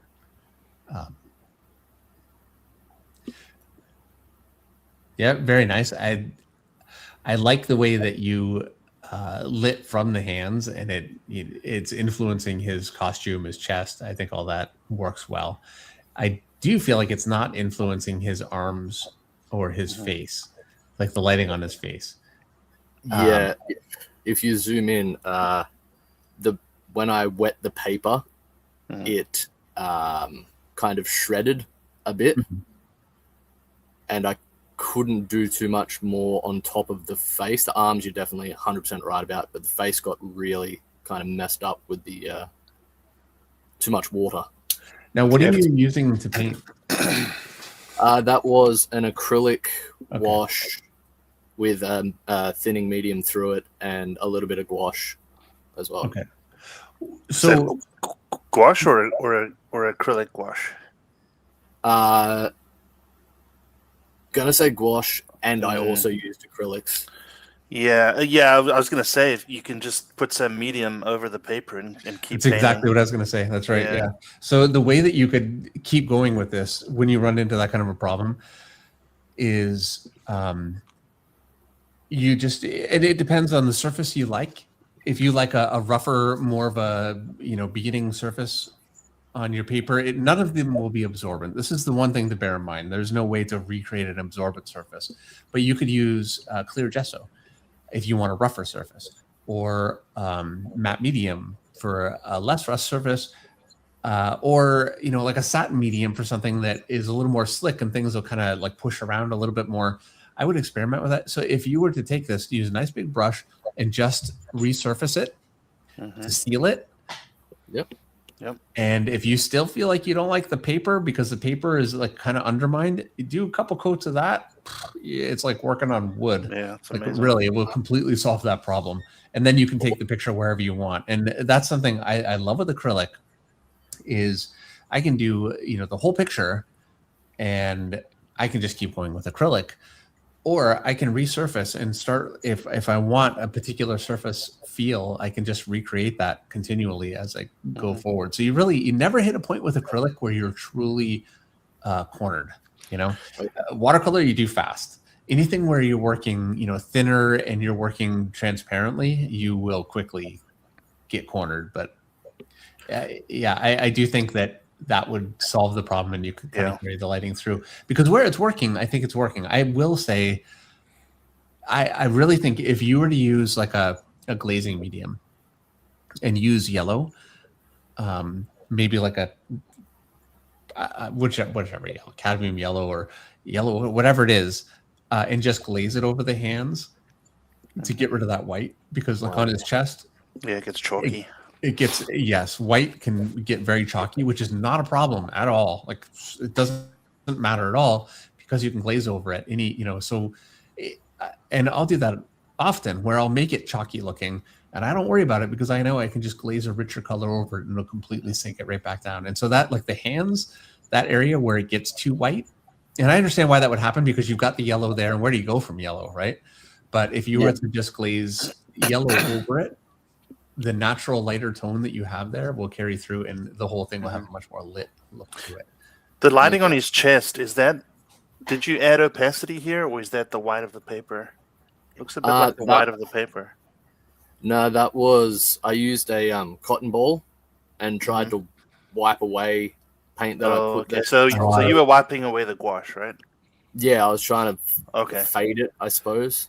I think if you would have done the same to his arms and his face, I think everything would have popped. Right now, it seems like the lighting is specifically addressed only on his chest. Right. Well, and you're working in kind of a subtractive way. Yeah. And that is, you know what, like Thomas Blackshear does that, and I mean, it's genius, you know. Brian Stelfreeze. Yes. And ridiculously great stuff, but you will get cornered doing that. So now it's not a problem for them because, I mean, come on, you know, like they know exactly what they're doing. But that's my one issue, because I love those kinds of techniques, but I'm always leery of them just because they don't lend themselves well to just not knowing what you're doing and just, you know, brute force, just keep trying things until it works. So I tend to like opaque lights because I can just keep going. I can lighten it all the way up with, you know, paint, and then if it's too much, I can dull it down with a glaze or a scumble. I can just take a slightly darker color and just scumble over the whole thing with just a little bit of paint on the brush, and really unify all of the tone and darken it down into more of a mid-tone, and then try again.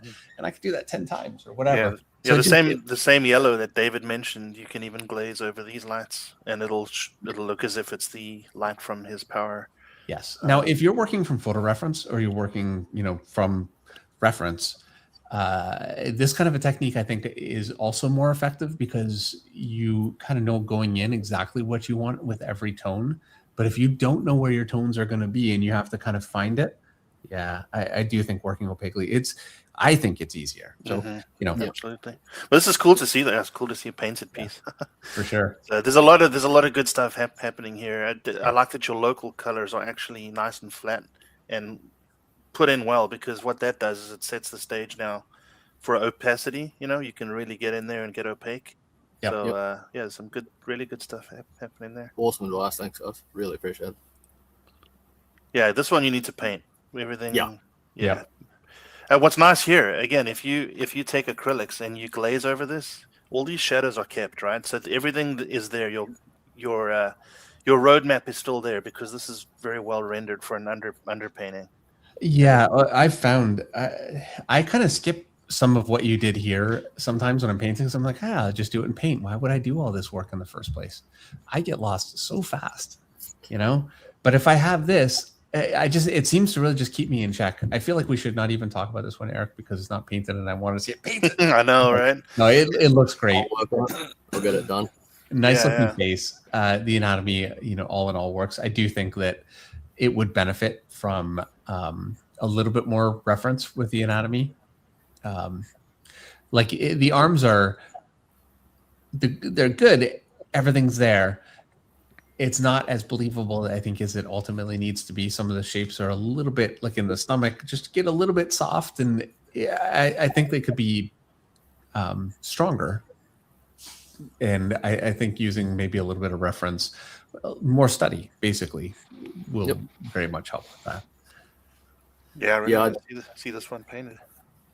I'll work on it, Eric, don't worry. The struggle I have, obviously, because my proportions are extreme, when I look for reference to then extrapolate out, nobody is that size. If you go on Pinterest, I found that there's if you just search for like sculpts, a lot of the comic sculpts, you'll get some legit lighting reference. Where people make, you know, sculptures and statues of superheroes, and what's nice about them is they're grayscale. So yeah, that's wicked. Yeah, for sure. Thank you. I didn't know that. Yeah, thank you. I really appreciate your time, both of you. Absolute pleasure. I'm looking forward to seeing how it comes along. Yeah, I'll be sure to send it in. All right. Great stuff. Thanks, guys. Okay. All right. Thank you. All right. It's cool seeing some painting. Mm-hmm. All right. I'm gonna Christopher. Yeah, bring him in. Hello. And Lucas Foreman has returned. I just saw that, Eric. Okay, we'll try him out here in a bit. Okay. Hi, Christopher. How you guys doing, Dave and Eric? My bad, I'm at work right now, but I still want to make it to the streams. Well, I'm glad you can make it. Yeah. Let's see, Christopher. Okay, I think I found it. Let me share. All right.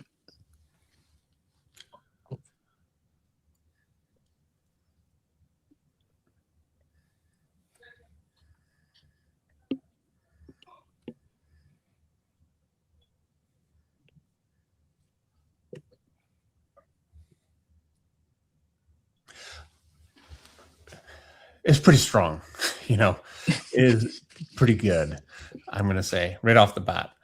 Panel 1, that building looks great all the way around. It looks very, very good. I do feel like some of the stippling detail it could be maybe a little heavy, just a little bit, but not bad.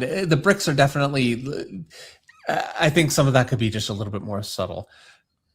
I would just be a little bit more, careful to not go too heavy with that. But yeah, it looks very good. My criticism, I would say, so I've got a couple of things on the top, on the peaked roof. Yeah. On the underside of the molding, you have Eric. Sorry. That's right. Okay. So you've got your molding.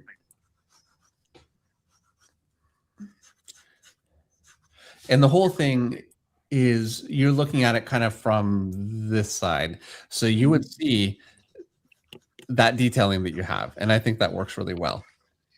But then you've drawn this here, which flattens it. And now this is actually flat to the viewer. So, and that's what you have there, so it flattens it in a way that it shouldn't.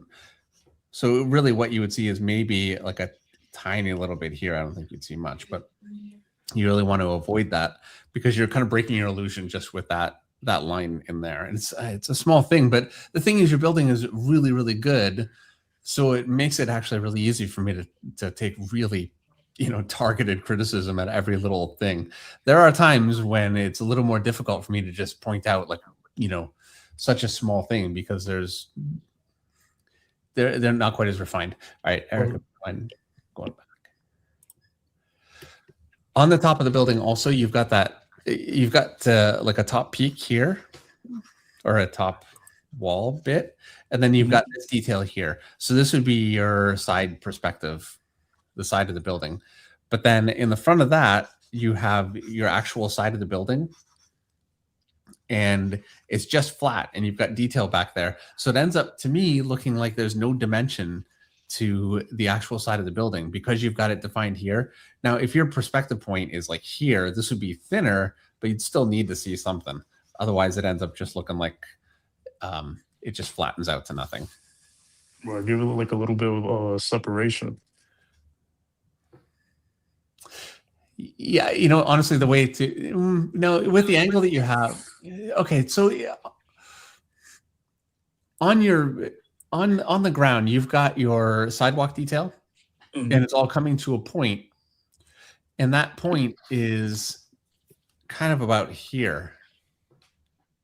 But then on the top of the building, you're coming to a point that's about here. And so that wouldn't be. You would have to, let's say I put the point here, that means all the sidewalk detail would need to come from that point too. So you're kind of fighting it a little bit. So while it all works, and I think that's part of the issue I was having with it is those things, even though I didn't even notice the sidewalk kind of going in the wrong perspective at first, but it was kind of causing it to fight. So it's a 2-point perspective. So you've got your point here and your point here. And unless something is angled in a different way, they would use those 2 points. So your sidewalk would have to also use those points. And this is where using proper perspective points, it just solves those kinds of problems. Like you didn't have a point to work with for the sidewalk. And so it ended up having that issue. You've got a couple of points. Like the top of your building isn't correlating to your sidewalk. Right, like I definitely do see that now. But I was kind of struggling, like trying to see where the sidewalk would like how it would like work flat, and trying to, kind of like make it work with the building. Yeah. Well, and because the building and the sidewalk are they're all angled exactly the same way. They would all use exactly the same perspective. And it is a simple 2-point perspective that you have there. So if you find both points, you've got 1 point off to the left, further out, the other point is closer in, and you define those 2 points, then when you run the sidewalk, you just run it from your, the second point. You never have that kind of problem. But if you don't have it defined, then it's inevitable you'll run into those kinds of contradictions. So I just gotta kind of like figure that part out, the perspective, and then jump in and actually like work everything out. Yes. I will say the overall effect is good enough. You could totally get away with that. You could get away with it. It would be fine, but it is still technically wrong. Gotcha. So I'll pay attention to that for sure. All right. Panel 2. I think it looks great. It has a real sense of style to it. I like it a lot.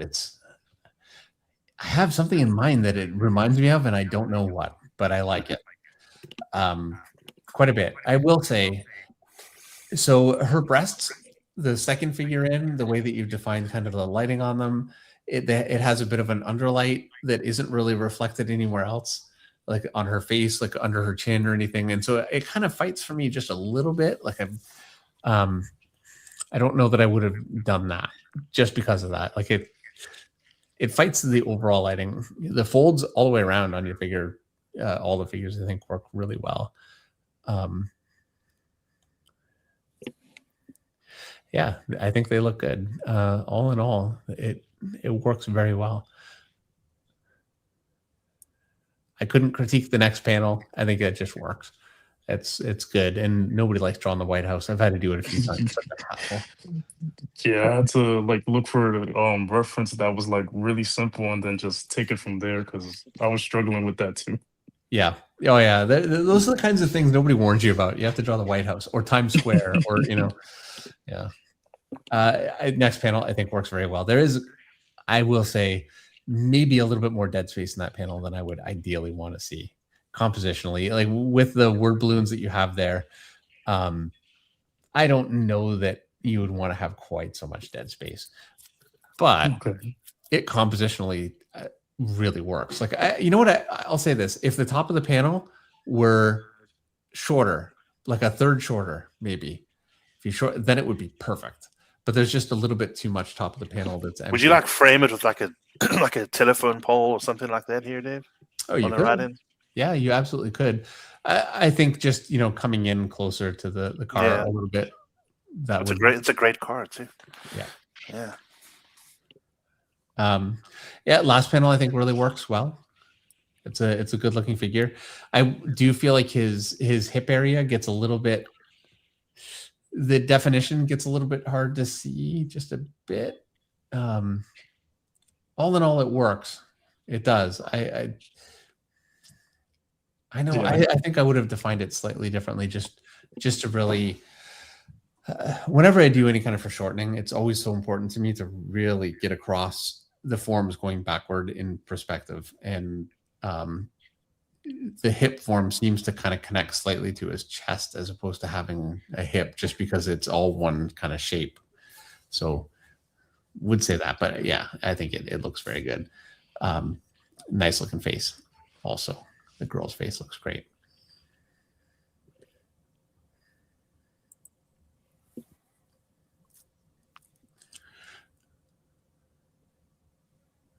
So on this page, if you go up toward the top there, I think panel 1 works fine.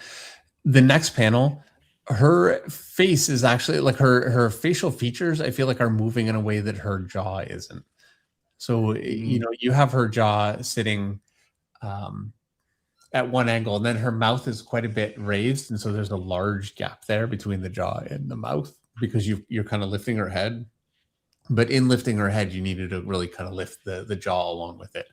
So it just got a little bit lost there, just that part there. The next face, I think, works well. The guy's face, I think, works well there.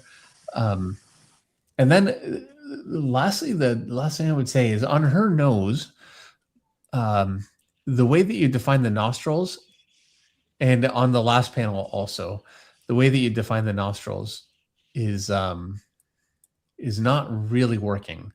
So I can see the Kevin Nolan in there too, I think. Am I nuts? There's some Kevin Nolan in there, right? Is there? I think it's on. Well, I copied a little bit from J.H. Williams and his Okay. Batwoman run. Yeah. So there you go. Yeah, that makes sense then. All right. So with her nose, from that angle, I'm just gonna quickly.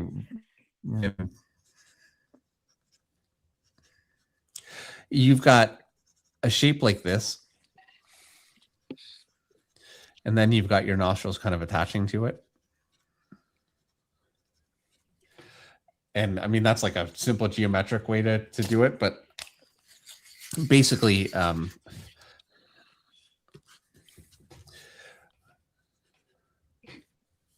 you really want to make sure not to lose that central part there.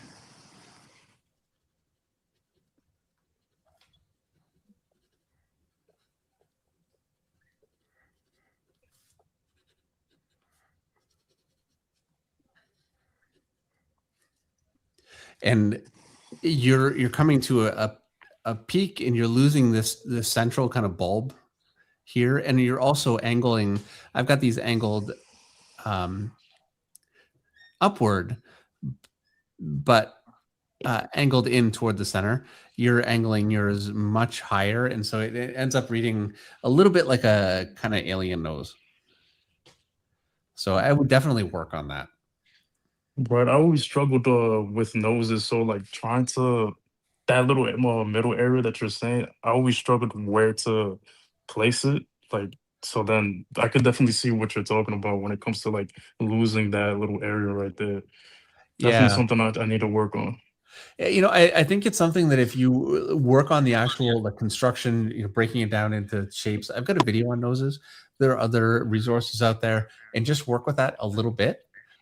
You won't have to do it much. Like I never go through all the construction of every single thing when I'm drawing. I just wouldn't have time. None of us would. But you need to do it enough so that it grounds what you're doing. And so, yeah, I think if you work on the basic construction and play with that a bit and draw that nose from that angle a few times that way, it'll solve that problem. You'll never need to worry about that again. Because it definitely stands out. Like it's a nice face, all in all. I don't, unless she has a scar on her face, the line going up toward her nose also kind of defining her cheek there, I think is too much.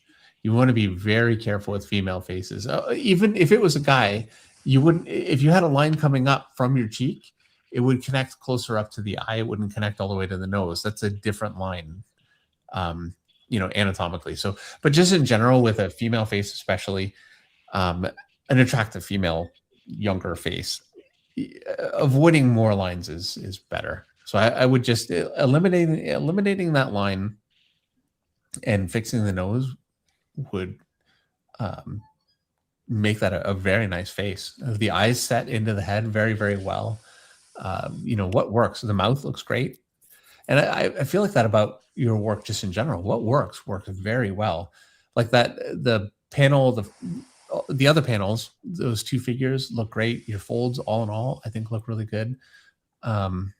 It's just, a few things like that to work on. noses. Faces going off and skewing and losing proportion as you turn heads around. This is everybody does it. Like we've all done that. I still do it. We all, probably still do it a little bit, but especially when you're learning, it's kind of inevitable. But I would definitely want to be aware of it. And then, more of a linear perspective just to avoid the kinds of issues. Like, okay, well, another for instance, for linear perspective, the 1, 2, there's a lot of panels. the bottom row, first panel, that bookcase, that wall, with the angle that you have, that wall would be very far away, drawn way up there like that. It would be a massive room, like very large. And that's, honestly not something linear perspective would help you. Like that's a bit more of a spacing issue, but just, be aware of it. As you go further back, things get closer. So if you don't account for that and you draw a really big gap between things, further back in the panel, it can push them back much further than you intend. Yeah, like that's something I always kind of struggled with, like trying to understand the space in the room. So sometimes I definitely do see that now, like especially with the bookcase, like that was giving me trouble when I was trying to draw it, trying to figure that out. Yeah, and so it does just come down to being too far back on the wall, and if you just lowered it down, that would bring it much closer. Got it. I'll definitely take that 10 count. Thanks. Well, thank you. Awesome. Well, good luck at work. All right. You guys take care. Yeah, you too. See you, man. Right. Thanks. No problem. Bye-bye. Bye. Okay, I think we should try bringing Lucas Foreman again. Hopefully everything's working there. Hello. Hello, can you hear us? Yes, I can. Shazam. I'm so happy. All right. Let me thank you for the compliment about my shirt like an hour ago. Okay, let's see.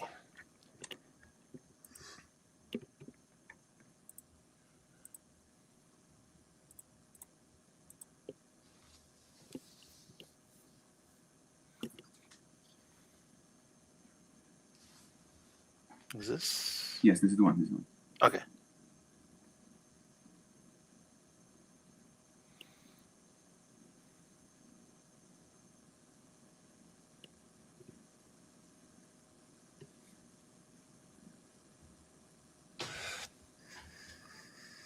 I like panels that are broken up into smaller panels that are all, create a larger image. I will say, because you have another panel in between, you've got the first 3 panels and the 5th panel, all the same image, but then you have a 4th panel that breaks that beat. I don't think it works, just from a storytelling perspective, because you're connecting those panels and then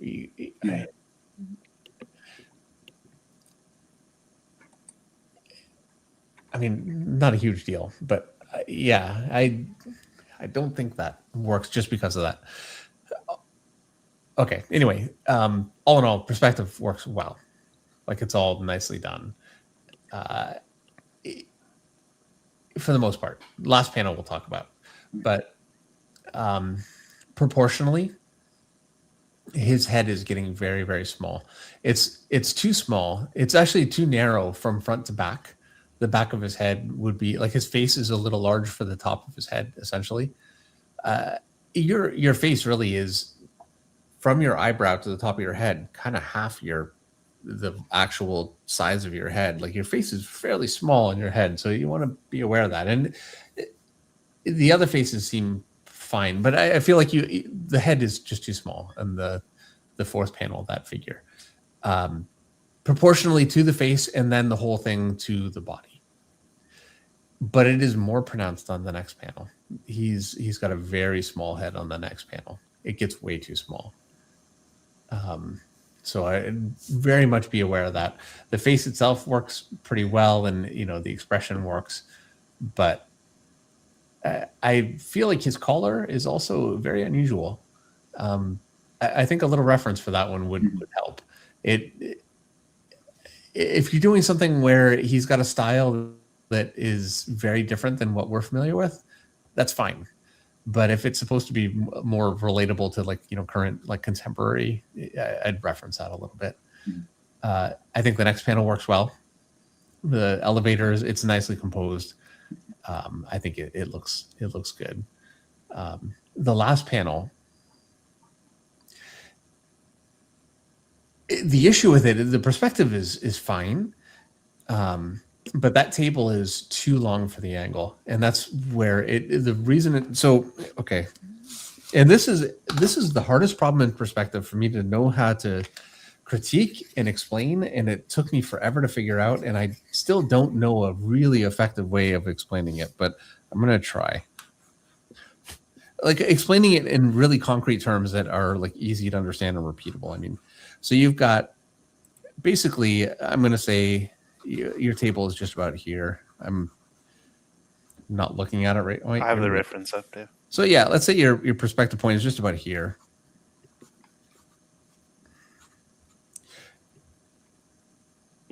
Oh, you wanted it back again? Okay, Yeah. 1 second. Okay, there we go. Okay. And then you've gone flat with the other point, which would not happen. Unless you're directly kind of in the center, the other side would be shifted too. So because, if you're looking at a cube and I draw anyway, I think you get the picture. Yeah. So I'm going to draw the other point out way over kind of here for the purpose of what we're doing. I'm just going to fake it and do this. And this will solve a lot of problems right away where it just ends up looking a little oddly flat. So that should really help. I'm going to draw the desk in.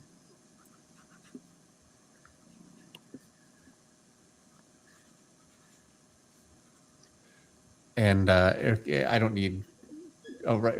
I'm forgetting. I don't need my thing full size, but you guys are looking at it. Okay, so and here he is sitting at his desk. He's got his arm on it. Here's his head. Chair. Okay, so my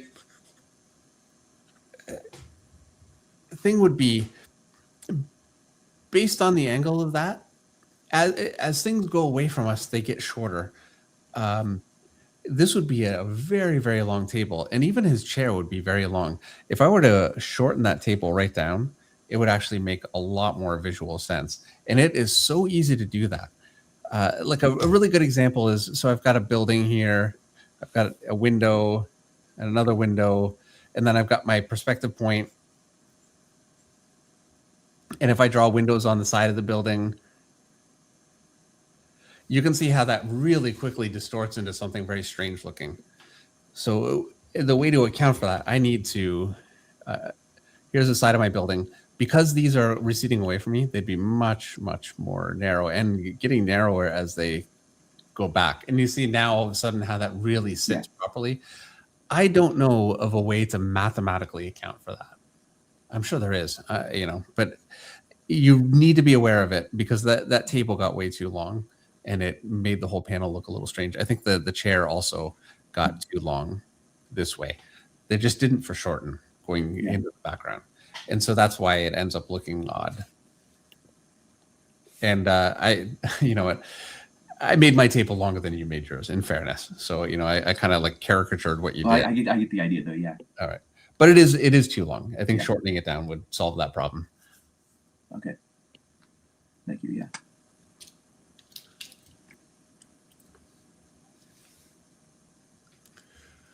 Panel 1 looks great.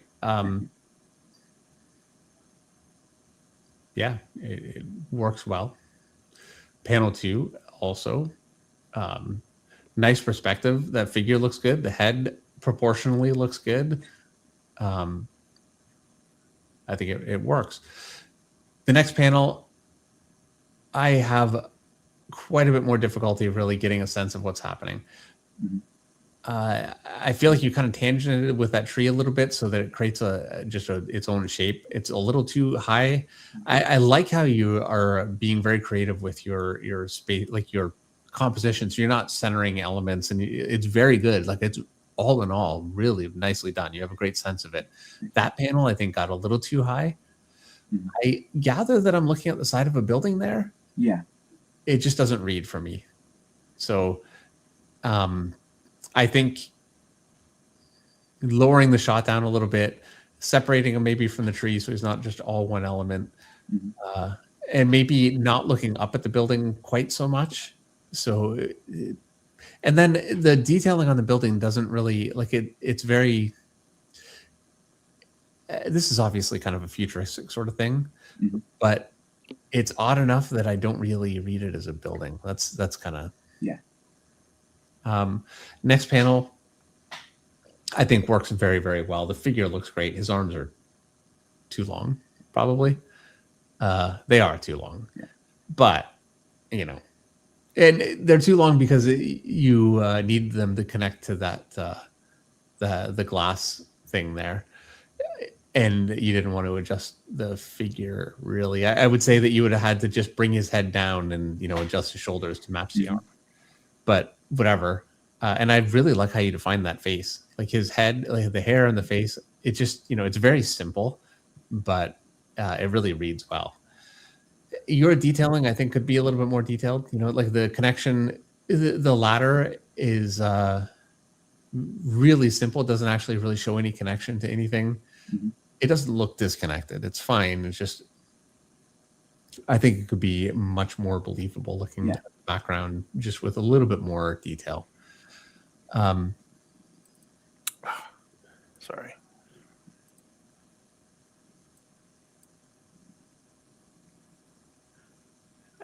Next panel is very creative, the way that you did it, and very, very strong. It's really nice. So I don't do those kinds of panels where I have figures, like multiple of the same figure describing an action. I never do it. But when it's done well, I think it can be really effective, and it is here. Like somebody could critique you and say, well, is it really necessary to see, you know, every step of the way down the ladder? Like you just show them on the ladder and then show the next panel. And that is true. Like you don't need to see all that, but it works. And it's kind of visually, it's cool. I think the last two faces are actually, they're pretty strong looking, and your rendering is good in the sense that it's, I think you're using it correctly, and it angles with the face. It's not overdone. It is a little loose.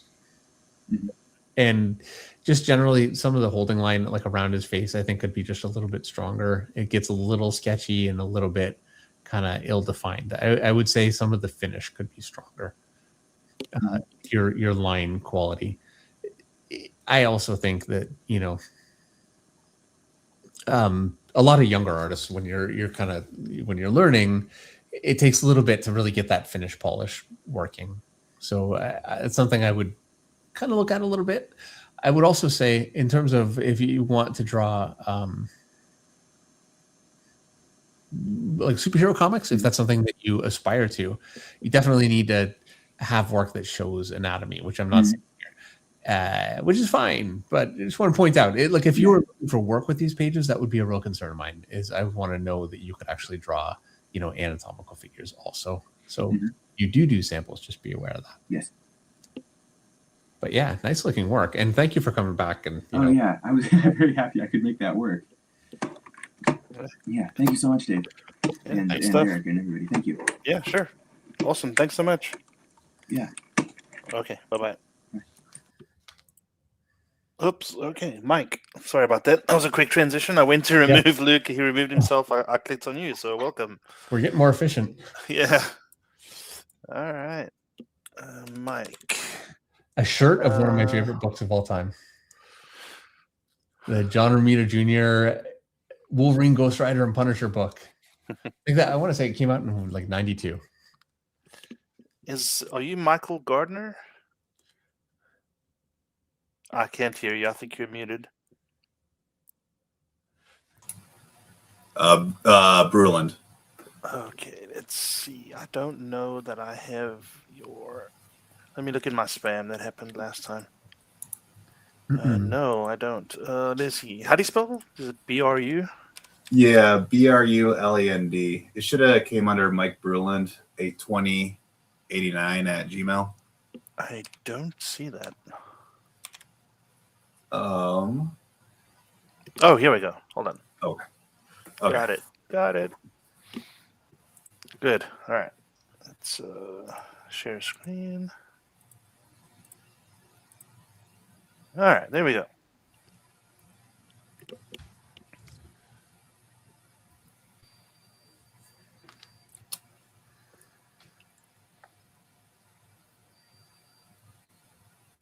And I don't know if it matters. That's the second page. Oh. Sorry, I think I sent them out of order. Okay, sorry about that. That's okay. Sorry, Dave.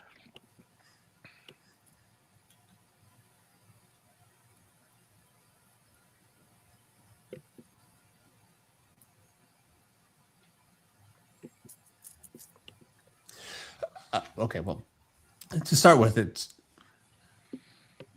really nice work. It looks really nice. It has a real style to it.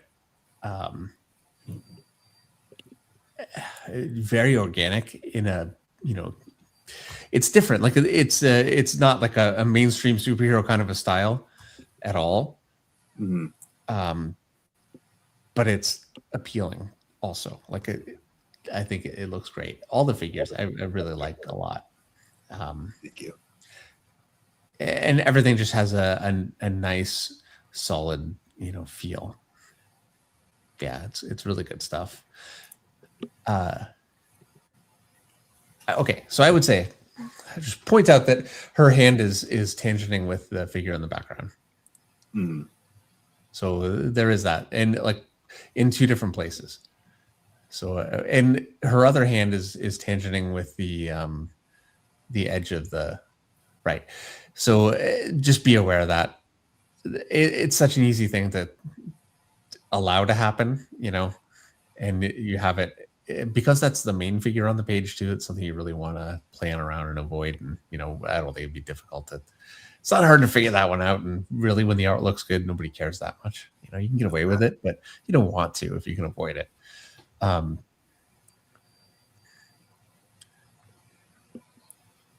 I think that elements of the backgrounds are very strong and elements are not as strong. Like the stand where the guy is really, both of the stands look really good. I like some of the brick detail. It's pretty cool looking at, like that window, some of the pipe. Some of the other stuff starts to look just a little too simple. Like there's a rectangular piece, and I can see the base of it up to the left of the picture. It just doesn't really read like anything that fits in that scene to me. Okay. I think that it could have, the overall background could have been just a little bit more realized. You're also cutting her off at the ankles, something that generally speaking I wouldn't want to do. And I would, so if I were going to lay that panel out, because she's not massive in the panel, I mean, she's certainly the central focus, and I think she works. I would definitely have put in some framing foreground elements just to kind of push her back into the panel a little bit. Okay. Like in any kind of a stall in the foreground, whatever. It just like ropes dangling down. I mean, you've seen all that kind of stuff like used enough times, I'm sure, in panels. But I would have used some kind of element like that, I think, just to give it a little bit more of a foreground. But okay, necessary? No, I think it works. Next panel just looks. I think it works well. It looks good. I don't like. Okay, the stuff on the table compositionally is weak. You've got one plate. You've only got 3 plates there, so not much to really work with. And I get that's a point. But cutting one of them off the bottom of the panel like that, I would have arranged them on the table just a little bit more compositionally. That's all. It's such a nitpick, and I apologize for nitpicking that one because it's ridiculous, but still. No, it's okay. Yeah, and the hair looks great. Yeah, it looks really nice.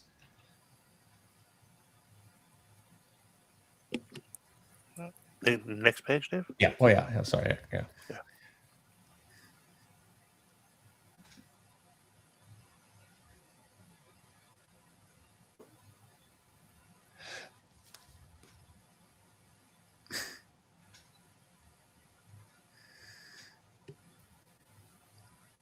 Yeah, it looks great.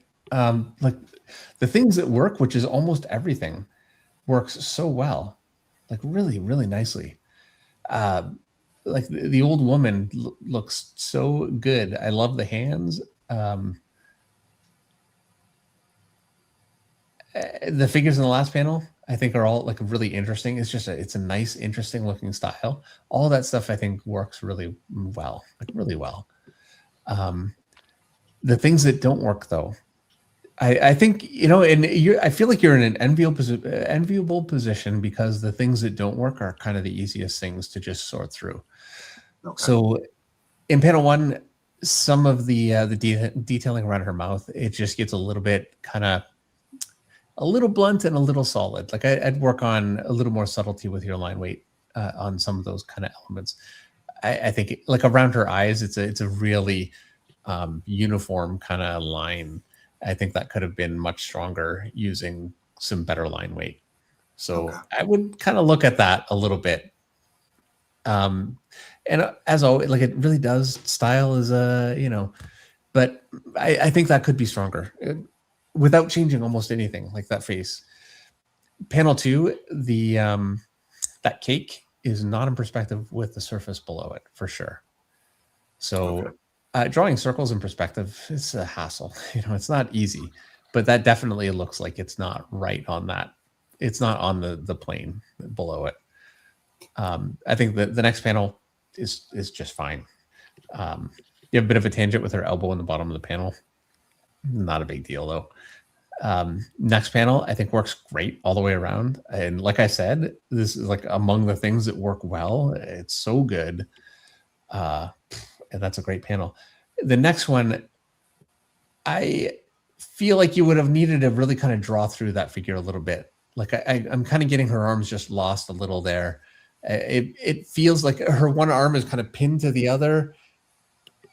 It just, I get the feel that it wasn't drawn through, and I feel like you're paying for it with that one. Okay. Yeah. Yeah, I can see that. And then in the last panel, if we could scroll down just a little bit. This is where things really, I mean, are so strong and so good and also really fall apart. The background is where it really falls apart because there's no perspective there, and it really shows. Like you're kind of looking, I guess, chest level across the figures, basically. But then that stall, I don't see the top of the tabletop. It's like I'm kind of looking up at it, and honestly, I can't get a sense of the perspective because there is no perspective there, okay. And you cannot get away with that. Like the elements are there, but the actual it's obvious that there's no perspective going on, and I think that panel you pay for it. Yeah, I was definitely on the struggle bus. Wow, with this last panel. Yeah, and it's a struggle bus you did not need to be on because the skills are all there. You created the struggle bus by not doing perspective. So for sure, like it's something you could sort out so easily. It's effectively, I would say, what you have there is like a 2-point perspective. You know, vertical lines, very easy. It's a very standard perspective, and doing it properly, you would have had none of those problems. So yeah. I can imagine how that could have been a real fight and a real, a real challenge trying to make all that work. Proper perspective. I'm just going to be honest. I think it's crazy that you could be as talented and as good and as creative. Like your work looks really nice. To be as good as you are and to have perspective like that, it's not right, ma'am. Like and you can do perspective. I can see it in panel 1 of the other page. So yeah, don't let that be a weakness that hurts your art because it is there. Like that panel, you can't do that. And I wouldn't be so. I feel like I'm being harsh, but yeah, I'm willing to be a little bit more harsh when the work is this strong. You know. Okay. Because it's so strong. Yeah, it's great.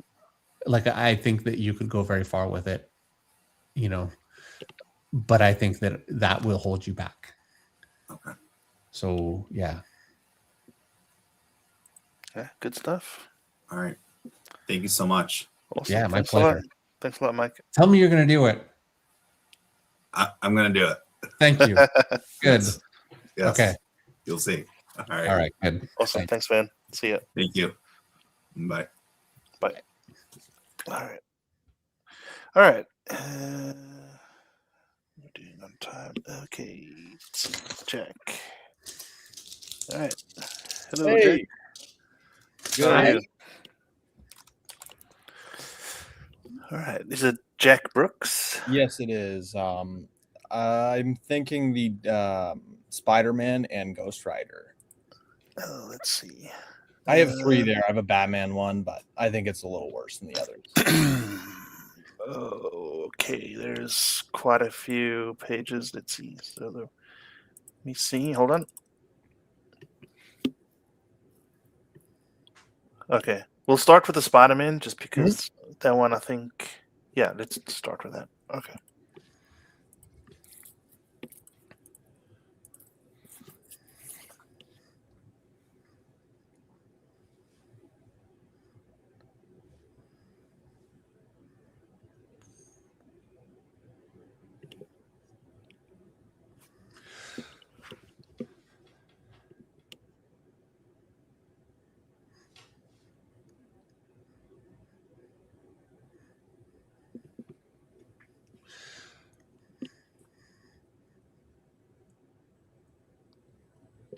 There are definitely things that you're doing wrong. There are. But all in all, there are a lot of things that you're doing right. Like, really, yeah. I think you're going to be a difficult artist for me to critique a little bit because I could point out so many things, and I will, that I think need to be better. Yeah. But then you just have there's a lot of Todd McFarlane, obviously, but it doesn't look like you're just copying Todd. You know, it's very dynamic, but not just in terms of, like, I think the figures are dynamic. Your layouts are unusually dynamic and well done. Like that last panel, really strong. Like, you broke the panel borders in such a compositionally interesting and cool way. I really like it. The way that the webbing kind of comes out, it really leads right into the next page. Like, it just jumps off the page. The first panel was also great. I love how you did the webbing. I hate how you have his knee cut off of the corner of the page. And this is what I mean. Like, there are mistakes for sure. But what works is, and like that foot, that is unacceptable. It's not a good foot. But then, you know, some of the stuff like with his arms and like all, like, it's really cool. Like, and it's well done. Like, I feel like you're, I get the impression looking at your work, you're a younger artist still, you know, so there are weaknesses that come along with that, but then your strengths, like your natural strengths, are so strong. I love the panel with the buildings kind of in Spider-Man's eye. Really, really cool. I really like how you're adjusting your figure sizes from panel to panel, so it keeps it interesting. You definitely need to learn anatomy more, but the anatomy you have, it's a strange kind of a thing, because there's a lot of anatomy that's not there and it needs work. Like that foot, again, it's not good, but what you do have just has a natural, nice feel to it. You know, like your natural arm shapes, leg shapes, those kinds of things, they need work, but they are working. And you know, I feel like this looks like, to me, early work of somebody that could really develop into something. Yeah. I love how you did that hand. I don't think I've ever seen somebody do Spider-Man's hand with like one finger, like directly out. It's very creative, and like I can see the influences. You definitely wear them on your sleeve, but it's your own thing too. So it's very cool to see. You do have a lot to work on for sure. Yeah, thank you. All right, and the other one, I think you said Ghost Rider. Yeah. Okay.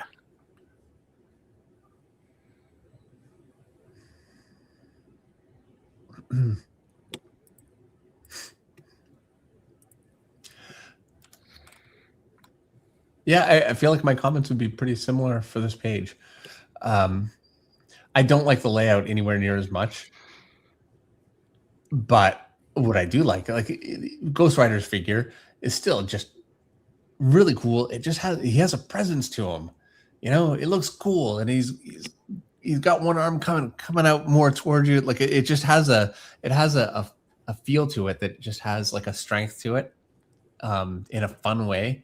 I really like that a lot, and that's a tough thing to, you know, for an artist to. I think you have to kind of have a feel for that, and you definitely do. It really works. Your 3-panel layout, though, I don't think works that well. Having a panel, just in general, having a panel that has like a chunk out of it like that, it's not ideal just from a design standpoint. So, but yeah, it's not that big of a deal. It's something that I think you can work on. Your rendering is a little bit all over the place. Like around that eye there, you're kind of going in a lot of different directions and not really, it's clean. And that's important, actually. Like what you have there is clean and nicely spaced and well done. But there's really no kind of rhyme or reason to the ways, like the directions you're going with it. See, that's something you want to work on.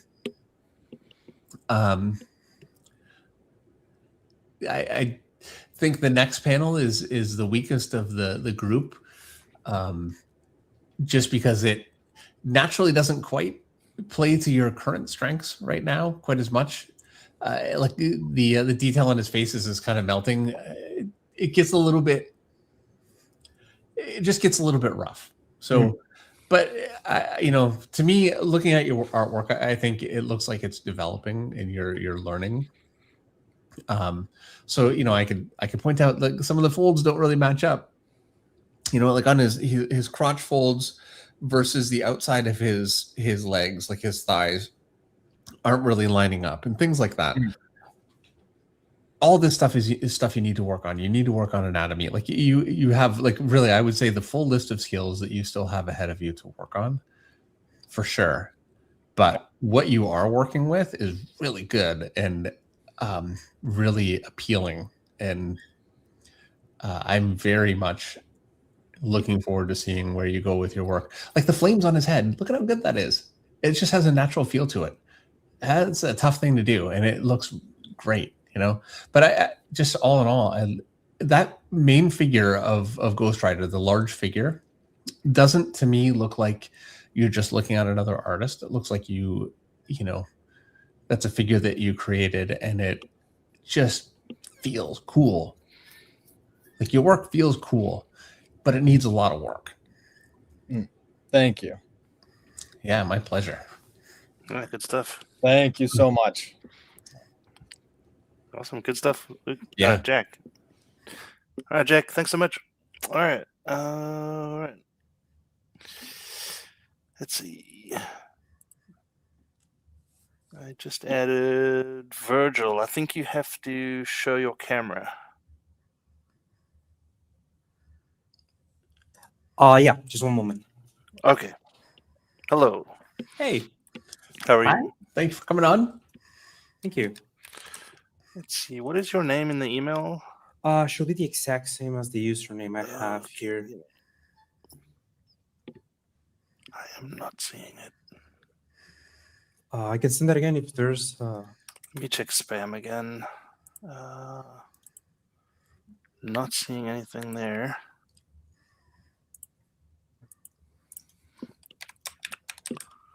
Yeah, I'm not seeing anything with Virgil. Ooh, while you look, Eric, I'm going to quickly take a break. I'll be right back. All right. I am not seeing him, man. Would you like me to send it again? Yes, please. Okay. On it. Should be there. Okay.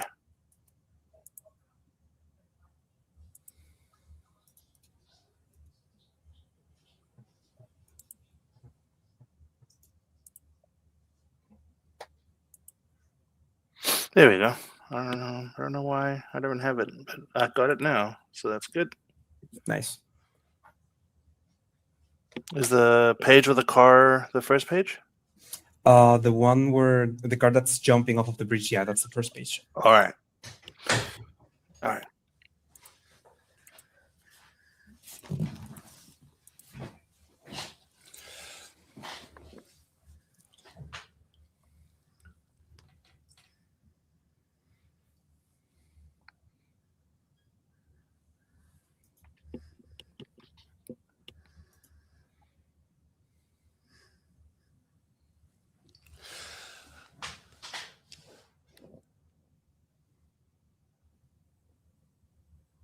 I mean, it looks great. Thanks. It looks really nice.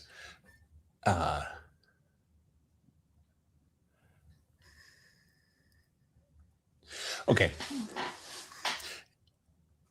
I would say the Batman's cape would, because the car's coming off the bridge and it's coming toward you, I would feel like Batman's cape would not flow upward like that. It would flow like, back against the wind more.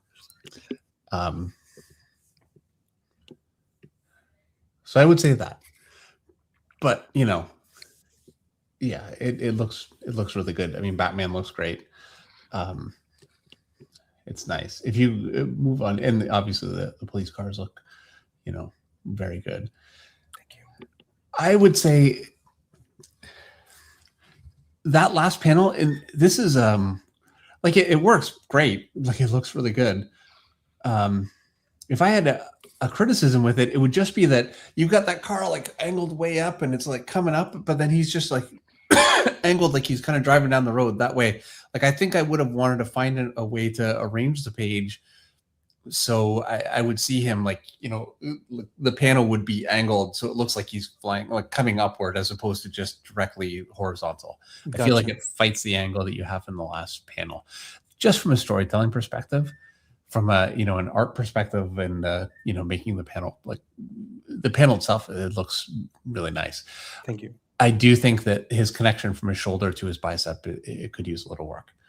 And his bicep, like there are some, the overall shape of his arm, I think really works well, like overall, but the way that you've got the lighting on there, it kind of breaks up in a way that it wouldn't.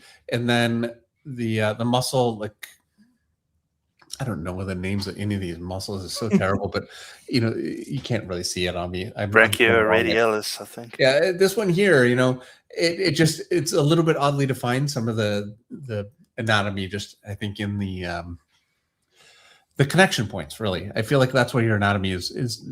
From that, it could use just a little bit more refinement for sure. Gotcha. All right, next page.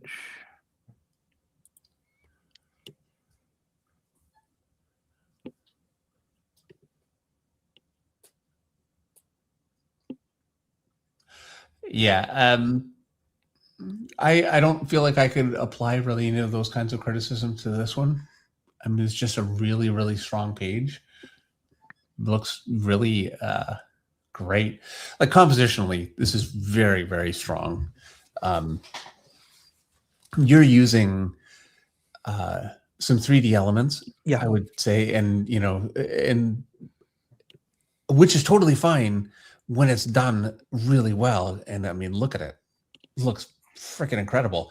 And like, I don't care, you use 3D, whatever technique you want to use, it's not going to solve all of your problems artistically.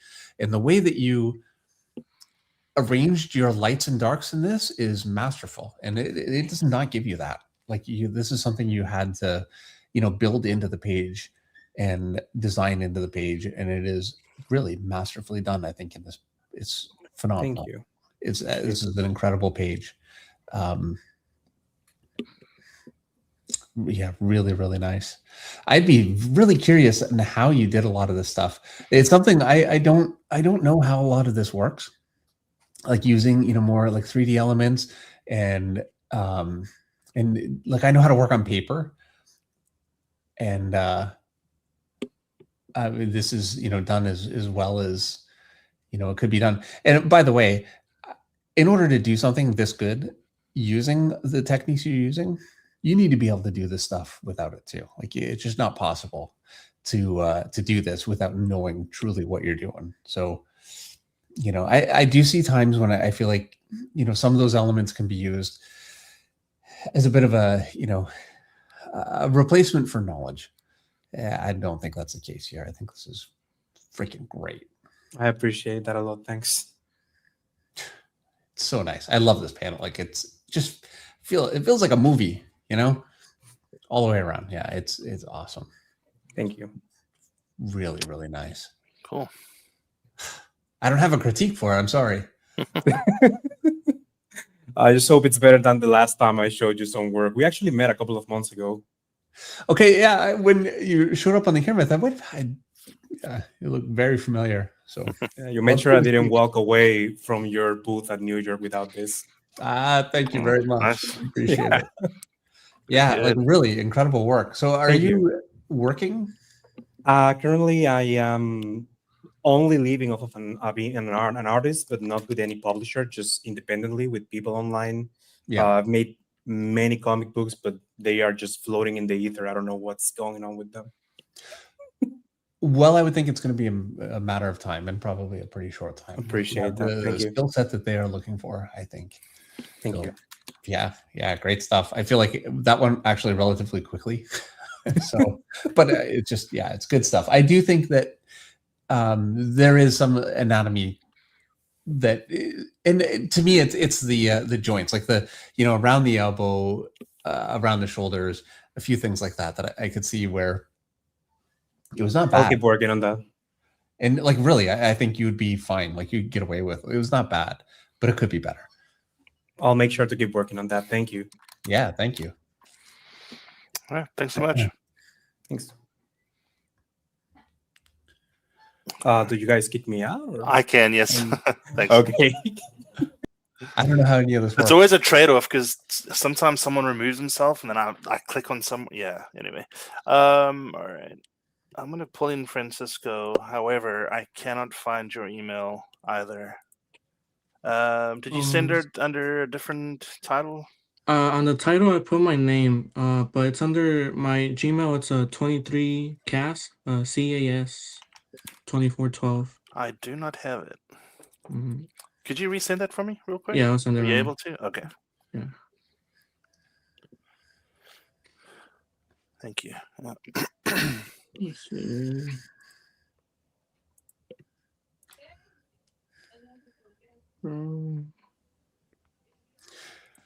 We need Jeopardy music when you do this. Yeah. I can also pull in the next gentleman while we wait for that. Yeah, if you wouldn't mind, we'll do that, and then you next. Yeah, okay. I'll pull you in right after. Okay. Princess? Okay. Thank you. Okay. Thank you. All right, Derek. Let's see. Hello, Derek.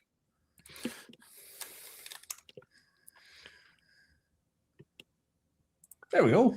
Howdy. And as luck would have it, I don't see yours either. Okay, hold on. Is it? Yeah, I am not seeing yours either. It may be in spam. I've been watching this guy, watching and seeing it come through, and that's a lot of them come through in spam. So it should be under Derek Dalton. Let me search Dalton. It says Donald Dalton. Yeah, that's me. Okay, it says Derek. I go by Derek. Okay. All right, killing me. Okay, let's see. Okay, let's share this. There we go. Is that the correct page? Yes, sir. Okay, cool. Actually, that's second page. I'm sorry. Okay. That's the, yeah.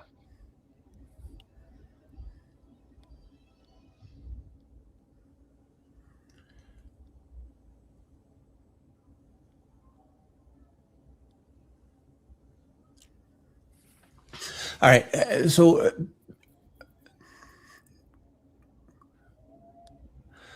I would start by saying that the scenes work well.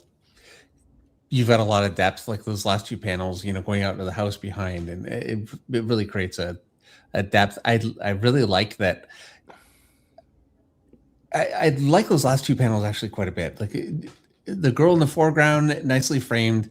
The girl in the background, the way she's talking, and then when she leaves, she's much lower because she's going downstairs, which I never see. I don't see the stairs, but I totally feel it. Like it just feels right, and it's kind of a subtle detail, but totally works. Like I don't think I would have thought to really do that. I probably would have had to just walk away, like she's just on a flat ground. So yeah, it's nice. I think it really works. From panel 1 to panel 2, you have the woman in the striped shirt answering the phone, and then she completely flips around, like you're completely coming around on her.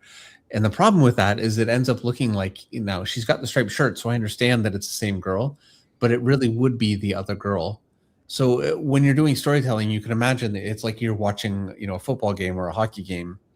You only ever see one side of the field, and you can move the camera all around that side of the field, but you can't break that plane and go all the way around to the other side, because if you flip back and forth, it's like you're taking a character that's, in the panel 1 there, and then making it look just like she would be the other character. That's how it ends up reading.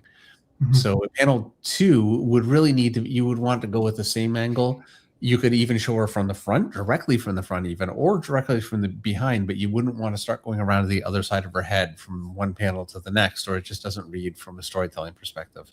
So it's something to very much be aware of. Does that make sense? Yes, sir. Okay, good. All right.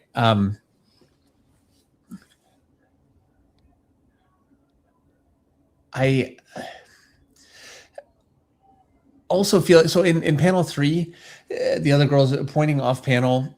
She's got a bit of a tangent from her thumb to the edge of the panel there. So yeah, be aware of, but she's also, with the angle of her face, she's kind of looking more toward us as opposed to her friend that is across from her. And so I kind of lose the connection between the two characters from those two panels because of that. So, and yes. Now the next panel I think works perfectly well. Like I said, so had you gone from panel 1 to panel 4, that kind of an angle transition works just fine, because you're still saying, within the same kind of, plane. So you're not going all the way around to the point where it ends up looking like a different, the other person. So that works fine. So yeah, all in all, I feel like there are some storytelling errors that are going on here, but the panels themselves are very clear and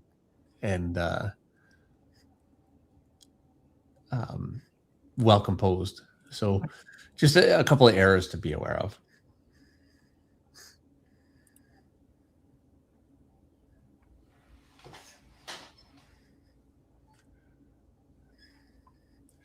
I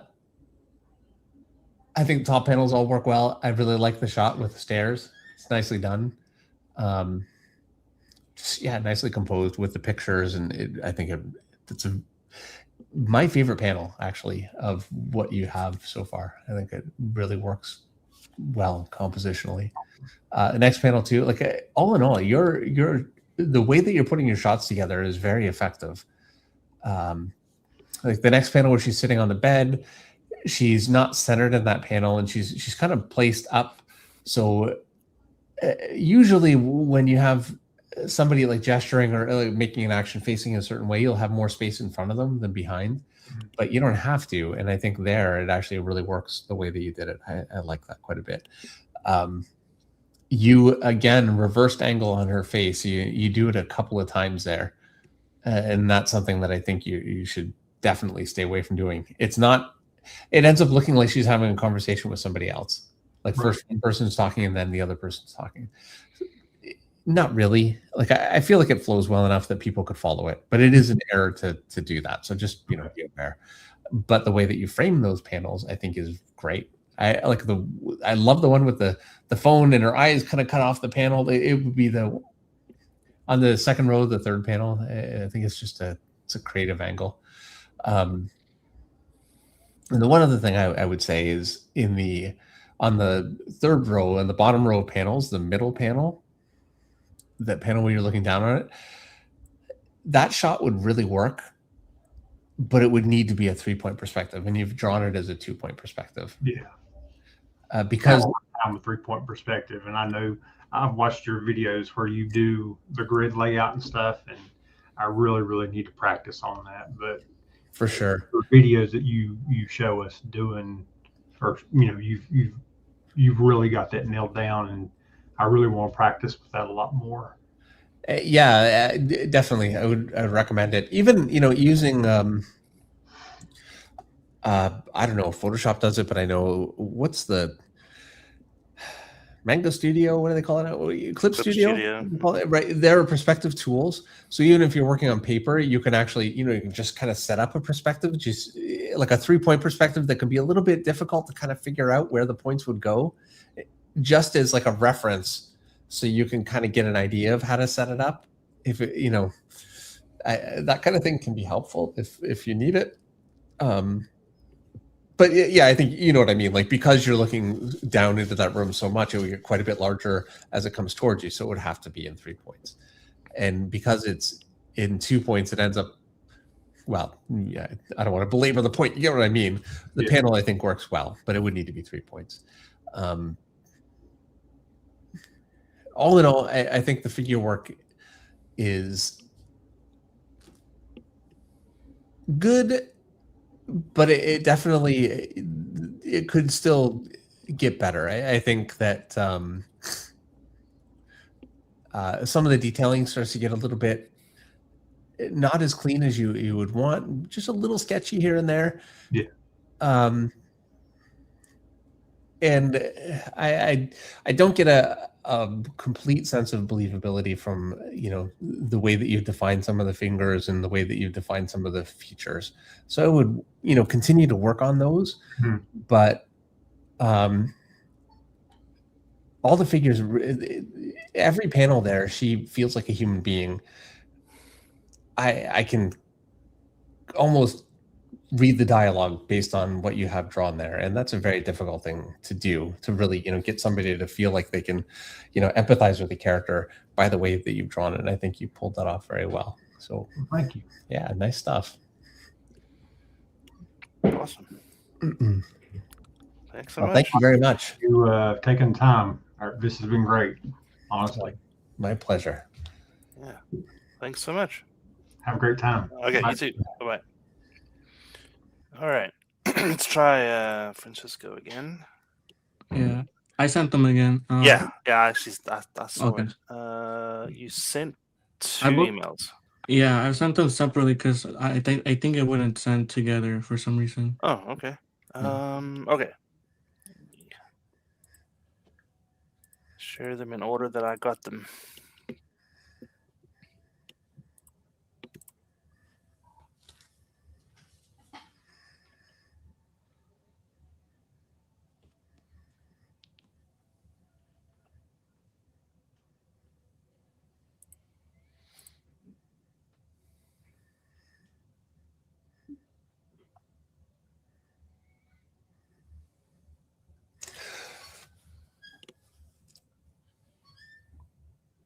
It is a cool shot. It is a nice looking picture. Compositionally, it's freaking awesome. The way that you did the chains is great. I like how angular they are, like all the angular angles. Yeah. Apologize, but I like it. It's whenever I draw character, like, you can get so much out of chains or elements like that in a picture. It can be like, it makes such a big difference if you do it well. And I end up doing it like 5 times before I find something that I kind of like. It's not so easy for me. I don't know if you had to work with that a whole bunch, or it's just something that you naturally do well and easily, but it really works. I think compositionally it's great. I love the figures pose. I love the cross. The detailing on the cross is very impressive. The way you did the cape, it's a design choice. Yeah. And so I'm going to criticize it with kind of the caveat that I understand that it's a design choice, so I don't want to, you have to approach things the way that you want to approach it for the visual effect that you're trying to get, and you definitely got that. I did not understand that was a cape for a little while. Yeah. Like I looked at it actually for a decent amount of time before I actually put together that was his cape. So I would say that I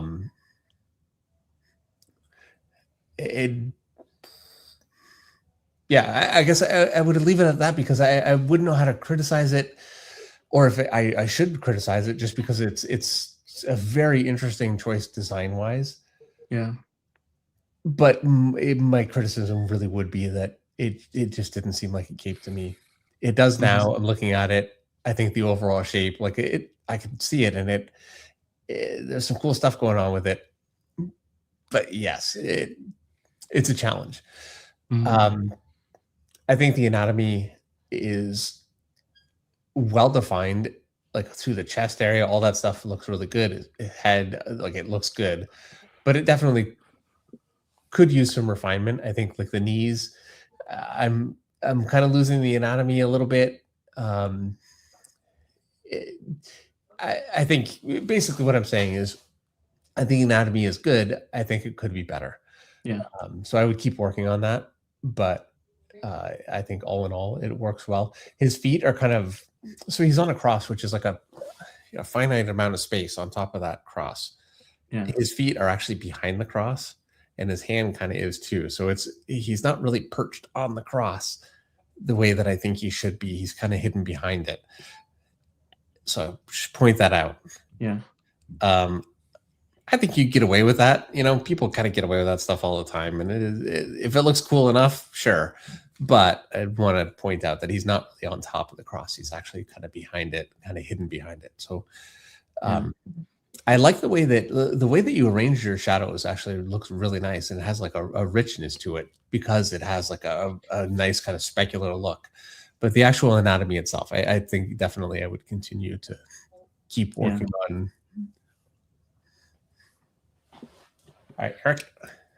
Oh, I have one other thing. Sorry. Line weights for the chains, I think, would have really made a big difference. The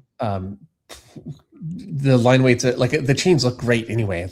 Like it looks good, and it shows you, a really cool composition, really cool sizing, and arranging a picture well can overcome things like line weights, and it does here. But I do think it would make it much stronger.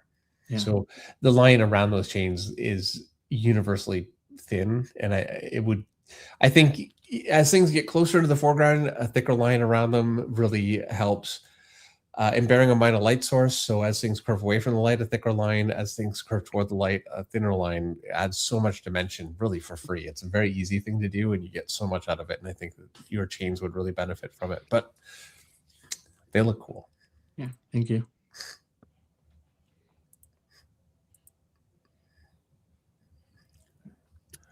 We see your email. I know. I'm trying. You sent two, so let's see. Yeah, I think that was There you go. was there. Yeah, there we go.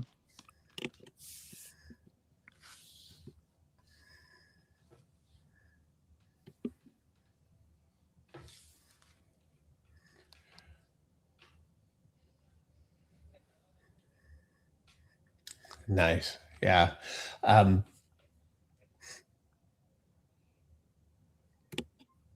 Violator looks very cool, like his teeth, and he's got a lot of Todd in there. Like it's nice looking.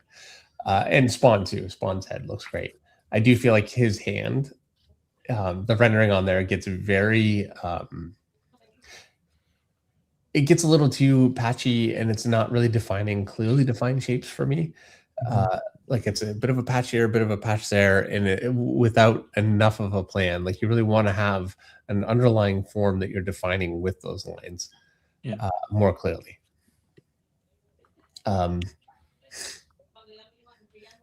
There are a few proportional things, like the medieval Spawn's, his hand gets a little small. The pose, I think, really works well. The shield, and I like how it's arranged in the panel. All in all, I think that looks very good.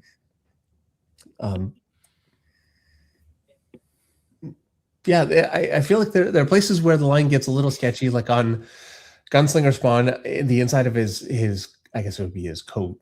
Some of those lines start getting a little sketchy. Yeah. And they're kind of going in a lot of different directions without really defining a form. So you really want to be careful about that. And when you're doing your rendering, Todd has a very free kind of rendering style where it's like a lot of stuff everywhere, but it all really does follow rules. And while he says, when he does interviews and whatever, he says he just does these little tickies and he doesn't think about it, it's pretty planned. So you'd want to plan that a little bit better and, you know, understand what form you have and be rounding around that form and, you know, consistent. So I would work on that just a bit, just to make that a little bit more clean and a little bit more clear. And I would say the same thing, you know, your anatomy, there are things that really work well. And then there are things that could use a little bit of work, like some of the folds in clothing. They're not bad, but they could certainly be more consistently solid. Like I feel there are places where your folds are interconnecting, and then there are places where it breaks, and then it'll interconnect, and it'll break.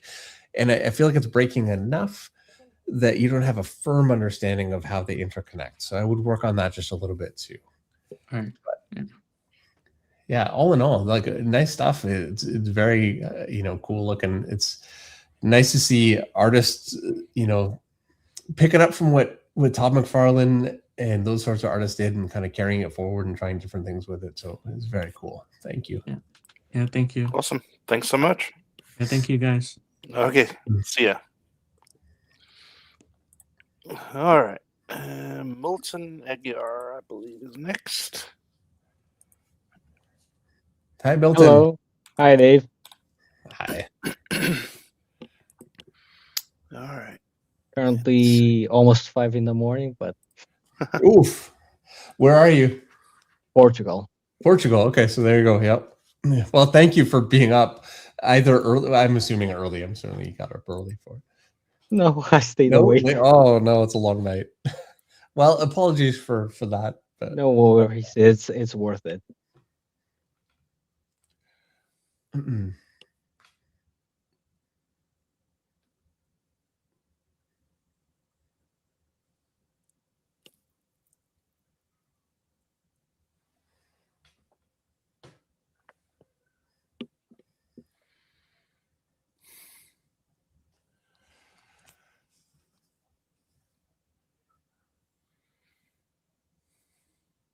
It's a nice looking page. It really is. It's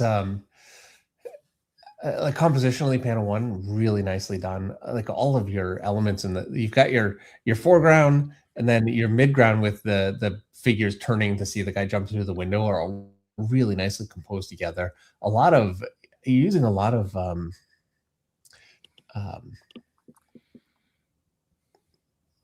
what would you call it? A lot of your shapes are going in the same direction. Like a lot of your directions are going in the same direction, like the legs, the guns, and everything. And it gives it a really like a nice polished feel. It's I think it would still work if things didn't line up completely, but I really like how they do. This is something I talked to Lee Weeks. This is last year we had breakfast and we were talking, and he really likes using a lot of like parallel lines in his work.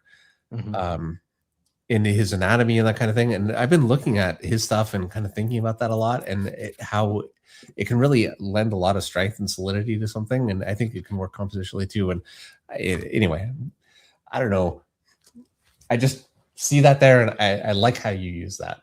But just all in all, it's really nicely composed, that whole panel. And the figure obviously comes through the window. I think looks great. I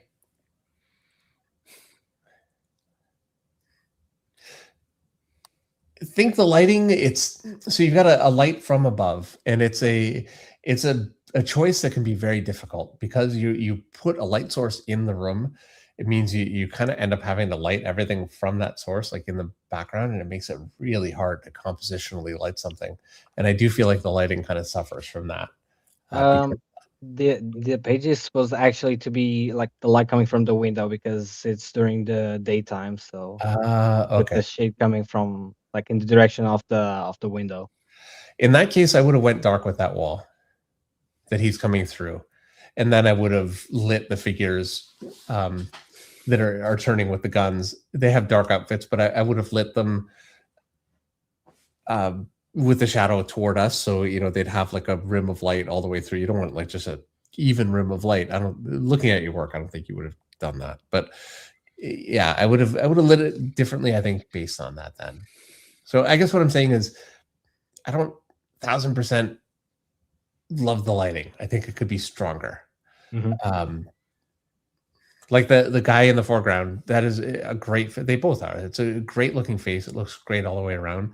If you would have heavily lit that, from the window, so you'd have a heavy shadow on the foreground side of his nose. Now, this is me saying this, and I like a lot of shadow on everything. So, bear that in mind. It's not everybody's style. So, you can kind of ignore that too. Like, it's very difficult for me to not look at stuff and think, oh, well, how would I do it? And I know the feeling. I like for a while I've studied your work, like detailed work, and then at some point it was Greg Capullo and then Mark Bagley. Currently, I'm studying Ed McGuinness. Oh yeah, he's great. I can see the Mark Bag or the Greg Capullo in the nose, the big head, the way that he did some of that nose. And I was studying Greg Capullo exactly at the time I was doing these pages. There you go. Yeah, and it's cool to see stuff like that where you're not copying Greg Capullo at all, but there are elements, and I think it looks great. All the figures are very dynamic. I think they really work well. Thank you. I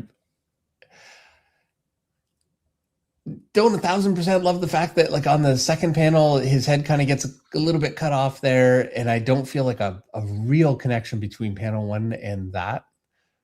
I'd like to see just a little, and they're vertical panels. It can be tough to make a vertical panel really work. They can be a challenge, but I would have liked to see more of a continuation, like you in the room. And as it is, it's a really nicely drawn panel. It really, and I love how he's got like the wrinkles, fabric, like it like bunches up, like it's really strong. The other panel too, like he did his hands on all of these is so great, but like the way his head is like kicking around with the chin, really, really nice, like so strong. I think my favorite panel in the whole page though, it has to be panel 3 with the gun. They're really nicely done. Like it looks very, very, to me, very professional and competent and fun to look at. It's really nice. Thank you.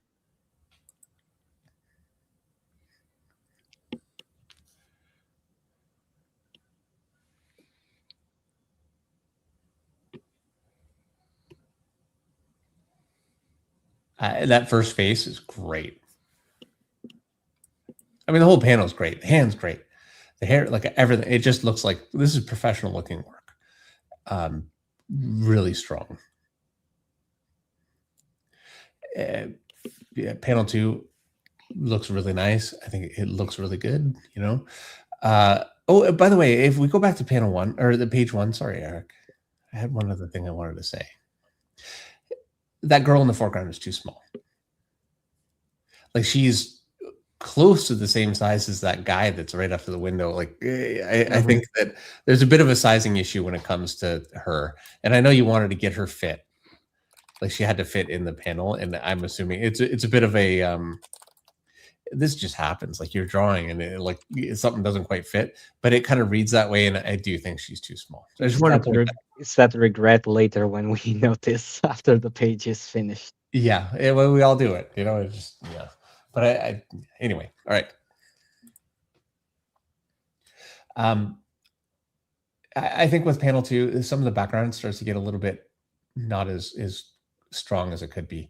Like in the door there, and some of that detailing, I think could be just a little stronger. Like that television, it's an old-fashioned TV. I think the detailing on some of that could be better.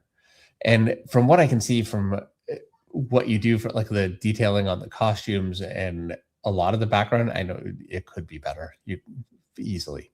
So I would focus on that just a little bit more, just to make those a little bit more better. I get the impression looking at it that you didn't really enjoy drawing the people that are captive in that panel. The compositionally, they're not really super strong. No, it was like I didn't want to focus too much on them. I wanted to focus mostly on the guy in the foreground. Yeah. So yes, and I feel like they kind of suffer from it. Just in terms of how they're composed, like the guy's legs, he's got the long like robe on, but the way the folds, it doesn't look believable. I think it needed just a little bit more.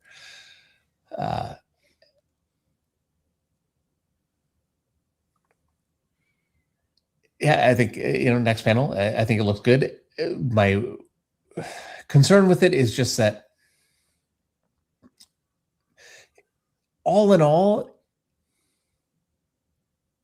it fits. I do feel like, okay, so it's a sizing issue again.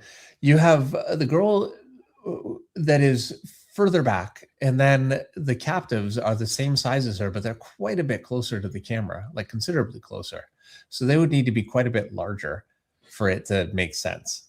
So I feel like the sizing in that panel falls off.